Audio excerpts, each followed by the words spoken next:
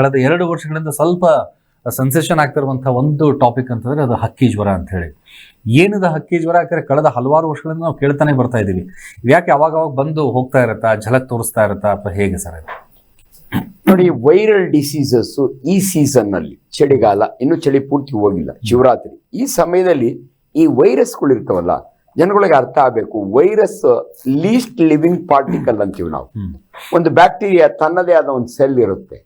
ನಮಗೆ ಕಂಪೇರ್ ಮಾಡಿದ್ರೆ ನಮ್ದು 33 ಟ್ರಿಲಿಯನ್ ಸೆಲ್ಸ್ ಇದೆ ನಮ್ಮ ದೇಹದಲ್ಲಿ. ಒಂದು ಬ್ಯಾಕ್ಟೀರಿಯಾ ಒಂದೇ ಸೆಲ್ ಇರುತ್ತೆ, ಆದ್ರೂ ತಾನು ಇಂಡಿಪೆಂಡೆಂಟ್ ಆಗಿ ಬದುಕಬಲ್ಲದು. ಆದ್ರೆ ಈ ವೈರಸ್ ಇದೆಯಲ್ಲ, ಅದು ಒಂದು ಪಾರ್ಟಿಕಲ್, ಲಿವಿಂಗ್ ಪಾರ್ಟಿಕಲ್ ಅಂತೀವಿ. ಇಲ್ಲದ್ರೆ RNA ಇರುತ್ತೆ, ಇಲ್ಲದ್ರೆ DNA ಇರುತ್ತೆ. ಎರಡು ಇದ್ರೆ ಮಾತ್ರ ಇಂಡಿಪೆಂಡೆಂಟ್ ಆಗಿ ಬದುಕಲಿಕ್ಕೆ ಸಾಧ್ಯ. ಈ ವೈರಸ್ ನಮ್ಮೊಟ್ಟಿಗೆ ಅಟ್ಮಾಸ್ಫಿಯರ್ ಅಲ್ಲಿ ಇರುತ್ತೆ. ಬಟ್ ಆಗಿಂದಾಗ್ಗೆ ಇದು ರೋಗ ಲಕ್ಷಣ ಯಾಕೆ ಕಾಣುತ್ತೆ ಅಂದ್ರೆ, ಇದು ಬದುಕಬೇಕಾದ್ರೆ ಇಲ್ದ್ರೆ ಪಕ್ಷಿ ಒಳಗೆ ಹೋಗ್ಬೇಕು, ಅದನ್ನ ಬರ್ಡ್ ಫ್ಲೂ ಅಂತೀವಿ, ಪಕ್ಷಿ ಜ್ವರ ಅಂತೀವಿ. ಇಲ್ಲ ಅಂದ್ರೆ ಅನಿಮಲ್ಸ್ ಹೋಗ್ಬೇಕು, ಹಂದಿಗೆ ಹೋಗುತ್ತೆ, ಹುಲಿಗೆ ಹೋಗುತ್ತೆ, ಸ್ವೈನ್ ಫ್ಲೂ ಅಂತೀವಿ ನಾವು. ಇಲ್ಲ ಅಂದ್ರೆ ಮನುಷ್ಯನಿಗೆ ಬರಬೇಕು. ಮನುಷ್ಯನಿಗಂತೂ ಆಗಿಂದಾಗೆ ಬರ್ತಾನೆ ಇರುತ್ತೆ. ಕೋವಿಡ್ ಒಂದು ಪ್ಯಾಂಡಮಿಕ್ ಕಾಯಿಲೆ, ಅದ್ರ ಬಗ್ಗೆ ಮಾತಾಡಂಗೆ ಇಲ್ಲ. ಅದರ್ವೈಸ್ ಪ್ರತಿ ಸಾರಿ ಇವಾಗ ಎಷ್ಟೋ ಜನಕ್ಕೆ ನೆಗಡಿ, ಕೆಮ್ಮು ಇರುತ್ತೆ, ಕಾಮನ್ ಕೋಲ್ಡ್ ಅಂತೀವಿ. ಇದಕ್ಕೆ ಕಾರಣ ವೈರಸ್. ಈಗ ಯಾಕೆ ಪಕ್ಷಿ ಜ್ವರ ಸುದ್ದಿ ಆಗಿದೆ ಅಂದ್ರೆ, ತೆಲಂಗಾಣ, ನಮ್ಮ ಸೌತ್ ಇಂಡಿಯಾ ಒಳಗೆ ಅನೇಕ ಕಡೆ ಪಕ್ಷಿಗಳು ಸತ್ತು ಹೋಗ್ತಾ ಇದ್ದಾವೆ. ಈ ಪರ್ಟಿಕ್ಯುಲರ್ಲಿ ಕೋಳಿ ಜ್ವರ ಯಾಕೆ ಇದಂದ್ರೆ, ಇಟ್ಸ್ ಎ ಬಿಗ್ ಬಿಸಿನೆಸ್. ಅಷ್ಟೇ ಅಲ್ಲ, ಪಾಪ ಬಡ ರೈತರುಗಳು ಫಾರಂ ಇಟ್ಕೊಂಡಿರ್ತಾರೆ. ಈ ಕೋಳಿ ಜ್ವರ ಬಂದ್ರೆ ಕೋಳಿ ಸತ್ತು ಹೋಗ್ಬಿಡ್ತವೆ. ಈಗ ಲಾಟ್ ಆಫ್ ಕನ್ಫ್ಯೂಷನ್ಗಳು ಜನಗಳಲ್ಲಿ. ಈ ಕೋಳಿ ಜ್ವರ ಬಂದ್ರೆ ಕೋಳಿ ಜ್ವರ ಮನುಷ್ಯನಿಗೂ ಬರುತ್ತಾ, ಈ ಕೋಳಿ ಜ್ವರದ ಟೈಮ್ನಲ್ಲಿ ಕೋಳಿ ತಿನ್ಬೇಕಾ ಬೇಡವಾ, ಇಂಥ ಅನೇಕ ಗೊಂದಲಗಳಿಂದ ಜನಗಳ ಜೀವನ ಶೈಲಿ ಹಾಳಾಗೋಗ್ಬಿಡುತ್ತೆ. ಪಾಪ ಬಡಬಗ್ಗರು ಕೋಳಿ ಖರ್ಚಾಗೋದಿಲ್ಲ, ಕೋಳಿ ತಿನ್ನಬಾರ್ದು ಅಂತ ಯಾರೋ ಹೇಳ್ಬಿಟ್ಟಿರ್ತಾರೆ. ಇವೆಲ್ಲ ಇಲ್ಲ. It's A simple virus.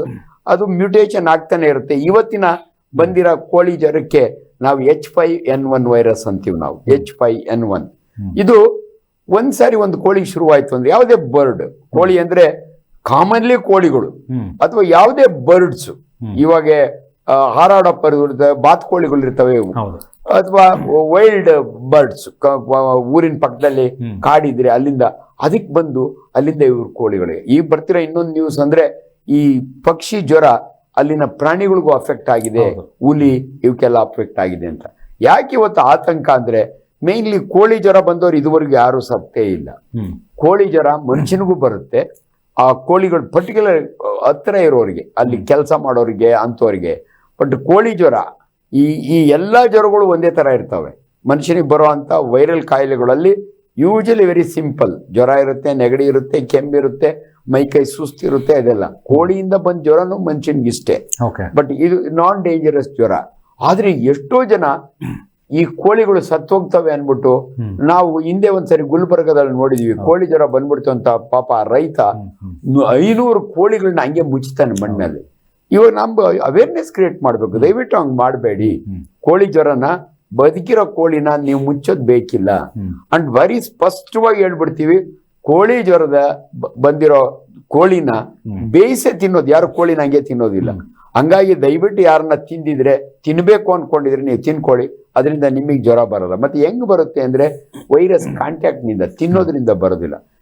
ಯಾವುದೇ ಬೇಯಿಸಿದ ಆಹಾರ 100 ಡಿಗ್ರಿ ಮೇಲೆ ಬೇಯಿಸಿದ್ರೆ ಅದು very very safe food. So ಹಂಗಾಗಿ ದಯವಿಟ್ಟು ಈ ಸಮಯದಲ್ಲಿ ಆ ಬಡ ರೈತನ ಕೋಳಿ ವ್ಯಾಪಾರನ ಹಾಳು ಮಾಡಬೇಡಿ. ತಂಪಾಡಿ ತಾವು ತಿನ್ನಿ. ಇನ್ನ ನಾನು ಹೆಂಗೆ ಹೇಳ್ತೀನಿ ಅಂದ್ರೆ, ಒಂದು ಎಕ್ಸ್ಟ್ರಾನೇ ತಿನ್ನಿ. ಯಾಕಂದ್ರೆ ಕಡಿಮೆ ರೇಟಿಂಗ್ ಮಾಡ್ತಾರೆ. ಒಂದ್ಸಾರಿ ಕೋಳಿ ಜ್ವರ ಶುರುವಾಯ್ತು ಅಂದ್ರೆ ಜನ ಗಾಬರಿ ಆಗ್ಬಿಟ್ಟು ಕಡಿಮೆ ದುಡ್ಡಿಗೆ ಮಾರ್ತಾರೆ. ಬಟ್ ಅದರ ರೋಗ ಲಕ್ಷಣಗಳು ಹೆಂಗಿರುತ್ತೆ ಸರ್? ಇದು ಕೋಳಿ ಜ್ವರ ಒಂದಿಷ್ಟು ಲಕ್ಷಣಗಳು, ಸಿಂಪ್ಟಮ್ಸ್ ಅಂದ್ರೆ ಹೇಗೆ ಕಂಡು ಹಿಡಿಬಹುದು? ಕೋಳಿಗಳ ಪ್ರಾಣಿಗಳಲ್ಲಿ ಹೆಂಗಾಗುತ್ತೆ ಅಂದ್ರೆ, ಕೋಳಿ ಆ ಜ್ವರ ಬಂದ ವಿತಿನ್ 36 hours ಸತ್ತೋಗ್ಬಿಡುತ್ತೆ ಅದು. ಈ ಕೋಳಿಗಳು ಏನಾಗ್ತವೆ, ಈ ರೀತಿ ಜ್ವರ ಬಂದಾಗೆ ಅಬ್ಸರ್ವ್ ಮಾಡಿದ್ರೆ ಒಂದು ಕಾಲಿನಲ್ಲಿ ನಿಂತ್ಕೊಂಡು ತೂಗುಡಿಸ್ತದೆ ಅದು. ಇದು ವೆರಿ ಟಿಪಿಕಲ್. ವೆಟರ್ನರಿ ಡಾಕ್ಟರ್ಗಳು ಹೇಳ್ತಾರೆ, ಅದನ್ನ ನಾವು ನೋಡಿದೀವಿ ಚಿಕ್ಕ ಹುಡುಗರಾಗೆ. ಕೋಳಿಗಳಿಗೆ ಜ್ವರ ಬಂದ್ರೆ ಒಂದು ಕಾಲಿನಲ್ಲಿ ನಿಂತು ಆಮೇಲೆ ಹಂಗೆ ಸತ್ತೋಗ್ತದೆ. 36 hours ಸತ್ತೋಗುತ್ತೆ. ಅದಕ್ಕೆ ಆ ಸಮಯದಲ್ಲಿ ಇನ್ಫ್ಯಾಕ್ಟ್ ನಾವು ಚಿಕ್ಕ ಹುಡುಗರಾಗಿದ್ದಾಗೆ 1-2 ಕೋಳಿ ಸಾಕೊಂಡಿರೋ ಮಕ್ಕಳಿಗೇನೋ ಇದ್ ಮಾಡ್ಬೇಕು ಅಂತ ನಾವು ಬಹಳ ಸಾರಿ ಅಬ್ಸರ್ವ್ ಮಾಡಿದ್ವಿ. ಕೋಳಿ ಏನಾದ್ರು ಒಂದ್ ಕಾಲನ ನಿನ್ ತೂಗೊಳಿಸ್ತು ಅಂದ್ರೆ ನಮ್ಮ ಊರುಗಳ ಕುಯ್ದಾಕ್ಬಿಡೋರು. ಮಕ್ಕಳಾದ್ರೂ ತಿನ್ಲಿ, ಇದ್ರ ನಾಳೆ ಸತ್ತೋಗುತ್ತೆ. ಸತ್ಕೋಳಿ ಯಾರು ತಿನ್ನೋದಿಲ್ಲ, ಎಂತವನಾದ್ರೂ ಕೂಡ ತಿನ್ನಲ್ಲ. ಬಟ್ ಸಾಯೋದಕ್ಕೆ ಮೊದಲು ಇದು ಸಾಯ್ತದೆ ಅಂತ ಗೊತ್ತಾದ್ರೆ ತಿನ್ನೋರು. ಇವತ್ತಿನ ಪರಿಸ್ಥಿತಿಯಲ್ಲಿ ಕೋಳಿ ಜ್ವರ ಬಂದ್ರೆ ಅದು 1ರಿಂದ 1 ಬರುತ್ತೆ. ಅದ್ರೊಳಗ ಈಗೆಲ್ಲ ಫಾರ್ಮ್ಗಳಿದಾವೆ. ಆ ಕೋಳಿನ ಐಸೋಲೇಟ್ ಮಾಡಿದ್ರೆ ಯಾವುದೋ ಒಂದು ಗುಂಪಿಗೆ ಬಂತು ಅಂದ್ರೆ ಅದನ್ನ ಸೆಪರೇಟ್ ಆಗಿರ್ಬೇಕು. ಅವಾಗ ಅದು ಒಂದರಿಂದ ಒಂದು ಹರಡೋದಿಲ್ಲ. ಬಟ್ ಅದೇ ಜ್ವರ ಮನುಷ್ಯನಿಗೆ ಬಂದ್ರೆ ಸೇಮ್ ನೆಗಡಿ, ಕೆಮ್ಮು, ಜ್ವರ ಕಾಮನ್ ಕೋಲ್ಡ್ ಇದ್ದಂಗೆ. ಈ ವೈರಸ್ ಅದೇ ಜಾತಿಗೆ ಸೇರಿದಂತದ್ದು. ಸೊ ಯೂಶಲಿ ಸ್ವಲ್ಪ ಸುಸ್ತಾಗುತ್ತೆ, ಜ್ವರ ಬರುತ್ತೆ, ನೆಗಡಿ ಬರುತ್ತೆ, ತಲೆನೋವು ಬರುತ್ತೆ, ಏನೋ ಒಂಥರ ನಾಟ್ ಕಂಫರ್ಟಬಲ್ ಅಷ್ಟೇ, ಬೇರೆ ಇನ್ನೇನು ಇಲ್ಲ. ಪ್ರಾಣಕ್ಕೆ ಎಷ್ಟು ಅಪಾಯಕಾರಿ ಅಂತ ಇಲ್ಲ, ಇದುವರೆಗೂ ರಿಪೋರ್ಟೇ ಇಲ್ಲ. ಕೋಳಿ ಜ್ವರದಿಂದ ಮನುಷ್ಯನಿಗೆ ಬಂದು ಮನುಷ್ಯ ಸತ್ತಿರ ಇನ್ಸಿಡೆನ್ಸ್ ಇಲ್ಲ. ಅಪರೂಪಕ್ಕೆ ಸೀರಿಯಸ್ ಆಗೋದು ಯಾವಾಗ ಅಂದ್ರೆ ಅವ್ನಿಗೆ ಆಲ್ರೆಡಿ ಡಯಾಬಿಟಿಸ್ ಇದ್ದು ಬೇರೆ ಕೋಮಾರ್ಬಿಡಿಟೀಸ್ ಇದ್ರೆ ಅಂತ ಪೇಷಂಟ್ ಆಸ್ಪತ್ರೆ ಇಲ್ದ್ರೆ ಬಹಳ ಜನ ತನ್ನಷ್ಟಿಗೆ ತಾನೇ ವಾಸಿಯಾಗುವಂತ ಕಾಯಿಲೆ. ಹೆಚ್ಚಿಗೆ ಅಂದ್ರೆ ಜ್ವರಕ್ಕೊಂದು ಪ್ಯಾರಾಸಿಟಮಾಲ್, ನೆಗಡಿಗೊಂದು ಆಂಟಿಹಿಸ್ಟಮಿನ್ ತಗೊಂಡ್ರೆ ಸಾಕು. ಹಂಗಾಗಿ ಜನಗಳು ಗಾಬರಿ ಆಗೋದು ಬೇಡ. ಓಕೆ, ಇದು ಗಾಬರಿ ಆಗೋದು ಬೇಡ ಅಂತ ಹೇಳ್ತಿದ್ರೆ, ಜೊತೆಗೆ ನಮಗೆ ಗೊತ್ತಿಲ್ದಿರ ಎಷ್ಟೋ ಜನ ಚೆನ್ನಾಗಿರ್ತೀವಿ, ಒಳ್ಳೆ ಆಕ್ಟಿವ್ ಆಗಿರ್ತಾರೆ, ನೋಡೋದಕ್ಕೂ ಫಿಸಿಕಲಿ ಫಿಟ್ ಆಗಿರ್ತಾರೆ, ಮೆಂಟಲಿ ಸ್ಟ್ರಾಂಗ್ ಆಗಿರ್ತಾರೆ. ಇಂಥ ಒಂದು ವ್ಯಕ್ತಿಗಳು ಸಹಿತ, ಮಕ್ಕಳಿರಲಿ, ಎಲ್ರಿಗೂ ಸಹಿತ ಒಂದು ಗೊತ್ತಿಲ್ಲದೆ ಇರುವಂಥ ಒಂದು ಆಗುವಂಥ ಘಟನೆ ಏನಂತಾರೆ ಅದು ಹಾರ್ಟ್ ಅಟ್ಯಾಕ್ ಅಂತ ಹೇಳ್ತೀವಿ. ಸೊ ಈ ಹಾರ್ಟ್ ಅಟ್ಯಾಕ್ನ ಲಕ್ಷಣಗಳು ಯಾಕಂದ್ರೆ ಕೆಲವೊಂದ್ಸರಿ ನಾವು ಹೇಳೋದಕ್ಕೆ ಆಗಲ್ಲ. ಬಟ್ ಅದರಲ್ಲೂ ಸಹಿತ ಫಸ್ಟ್ ಸ್ಟೇಜ್, ಸೆಕೆಂಡ್ ಸ್ಟೇಜ್ ಅಂತ ಹೇಳ್ತೀವಿ. ಫಸ್ಟ್ ಹಾರ್ಟ್ ಅಟ್ಯಾಕ್ ಆಯಿತು, ಸೆಕೆಂಡ್ ಆಯಿತು ಅಂತ ಹೇಳಿ. ಈ ಹಾರ್ಟ್ ಅಟ್ಯಾಕ್ ಬಗ್ಗೆ ನಾವು ಮಾತಾಡೋದಂತಾರೆ ಸಾಕಷ್ಟು ಗೊಂದಲಗಳು ಕೂಡ ಇದೆ. ಏನಂತಂದ್ರೆ ಸಾಕಷ್ಟು ಜನರು ಗ್ಯಾಸ್ಟ್ರಿಕ್ ಸಮಸ್ಯೆಯಿಂದ ಬಳಲ್ತಾ ಇರ್ತಾರೆ, ಎದೆ ನೋವು ಅಂತ ಹೇಳ್ತಾರೆ, ಹೊಟ್ಟೆ ಉಬ್ಬರ ಅಂತ ಹೇಳ್ತಾರೆ. ಈ ಗ್ಯಾಸ್ಟ್ರಿಕಲ್ಲಿ ಬರುವಂತಹ ಎದೆ ನೋವಿಗೂ ಜೊತೆಗೂ ಹೃದಯದಿಂದ ಆಗುವಂಥ ಎದೆ ನೋವು ಯಾವ ರೀತಿ ವ್ಯತ್ಯಾಸ ಇದೆ ಸರ್? ಹೃದಯ ರೋಗದ ಬಗ್ಗೆ ಪ್ರತಿಯೊಬ್ಬರಿಗೂ ಅರಿವು ಮೂಡಬೇಕು. ಪರ್ಟಿಕ್ಯುಲರ್ ಇದ್ರ ಬಗ್ಗೆ ಜನಗಳಿಗೆ ಜ್ಞಾನ ಯಾವ ಜಾಸ್ತಿ ತಿಳ್ಕೊಳಕ್ ಶುರು ಮಾಡಿದ್ರು ಅಂದ್ರೆ unfortunately popular actor Puneeth Rajkumar ಸತ್ತ ಮೇಲೆ, ರಾಘವೇಂದ್ರ ರಾಜ್ಕುಮಾರ್ ಹೆಂಡತಿ ಸಿಂಗಾಪುರ್ನಲ್ಲಿ ಸತ್ತ ಮೇಲೆ, ಸೆಲೆಬ್ರಿಟೀಸ್ ಹಿಂಗಾದಾಗೆ ಜನಗಳಿಗೆ ಏನೋ ಒಂದು ಭಯ ಬರುತ್ತೆ. ಅಷ್ಟೇ ಅಲ್ಲ, ಈಚೀಚೆಗೆ ನೀವು ನೋಡಿರ್ಬೋದು, ಜಿಮ್ ಮಾಡ್ತಿರೋ ಯಂಗ್ ಫೆಲೋ ಹಂಗೆ ಬಿದ್ದು ಸತ್ತು ಹೋಗ್ತಾನೆ. ಸೊ ಮೊನ್ನೆ ಒಂದು ಹುಡುಗಿ, ಶಾಲಾ ಹುಡುಗಿ ಮೇಡಮ್ ಜೊತೆಯಲ್ಲಿ ನೋಟ್ಸ್ ಇಟ್ಕೊಂಡು ನಿಂತಿದ್ದಾಗೆ ಹಾರ್ಟ್ ಅಟ್ಯಾಕ್ ಆಗ್ತಾಳೆ. ಸೊ ಇಂಥವು ನೋಡಿದಾಗೆ ಯಾಕೋ ಜನಗಳಿಗೆ ಭಯ ಬರುತ್ತೆ. ಯಾಕಿದು ಹಾರ್ಟ್ ನಿಂತೋಗೋದು ಯಾಕೆ ಅಂತ ನೋಡಿ. ತಮ್ಮೆಲ್ರಿಗೂ ಗೊತ್ತಿದ್ದಂಗೆ ಹೃದಯ ನಮ್ಮ ದೇಹದ ಎದೆಯಲ್ಲಿ ಎರಡಗ ಭಾಗದಲ್ಲಿರುತ್ತೆ. ಇನ್ ಬಿಟ್ವೀನ್ ಟೂ ಲಂಗ್ಸ್ ಅಂತೀವಿ. ಬಲಗಡೆ ಒಂದು ಶ್ವಾಸಕೋಶ, ಎಡಗಡೆ ಒಂದು ಶ್ವಾಸಕೋಶ, ಅವ್ರ ಮಧ್ಯೆ ಹೃದಯ ಇರುತ್ತೆ. Left side of the chest ಅಂತೀವಿ. ಅಪರೂಪಕ್ಕೆ ಡೆಕ್ಸ್ಟ್ರೋಕಾರ್ಡಿಯಾ ಅಂತೀವಿ. ಕೆಲವು ಮಕ್ಕಳು ಹೃದಯ ಬಲಗಡೆ ಇರುತ್ತೆ, ಅವು ನಾರ್ಮಲ್ ಜೀವ. ಅದು ಯಾವಾಗಾರ ನಾವು ಎಕ್ಸ್ರೇ ಮಾಡಿದಾಗೆ ಅಥವಾ ಏನ್ಕೋ ಪರೀಕ್ಷೆ ಮಾಡಿದಾಗೆ ನಮಗೆ ಗೊತ್ತಾಗುತ್ತೆ. ಅದನ್ನ ಇವಾಗ ಸದ್ಯಕ್ಕೆ ಮರ್ತು, ಹುಟ್ಟಿದಾಗಿಂದಲೂ ಕೂಡ ಹೃದಯ ಬಹಳ ಇಂಪಾರ್ಟೆಂಟ್. ಯಾಕಂದ್ರೆ ಪ್ರತಿ ನಮ್ಮ ಇಡೀ ದೇಹಕ್ಕೆ ಆಕ್ಸಿಜನ್ ಅಂಡ್ ಗ್ಲೂಕೋಸ್ ಇವೆರಡನ್ನು ಸಪ್ಲೈ ಮಾಡೋದು ಹೃದಯ, ಪಂಪ್ ಮಾಡುತ್ತೆ.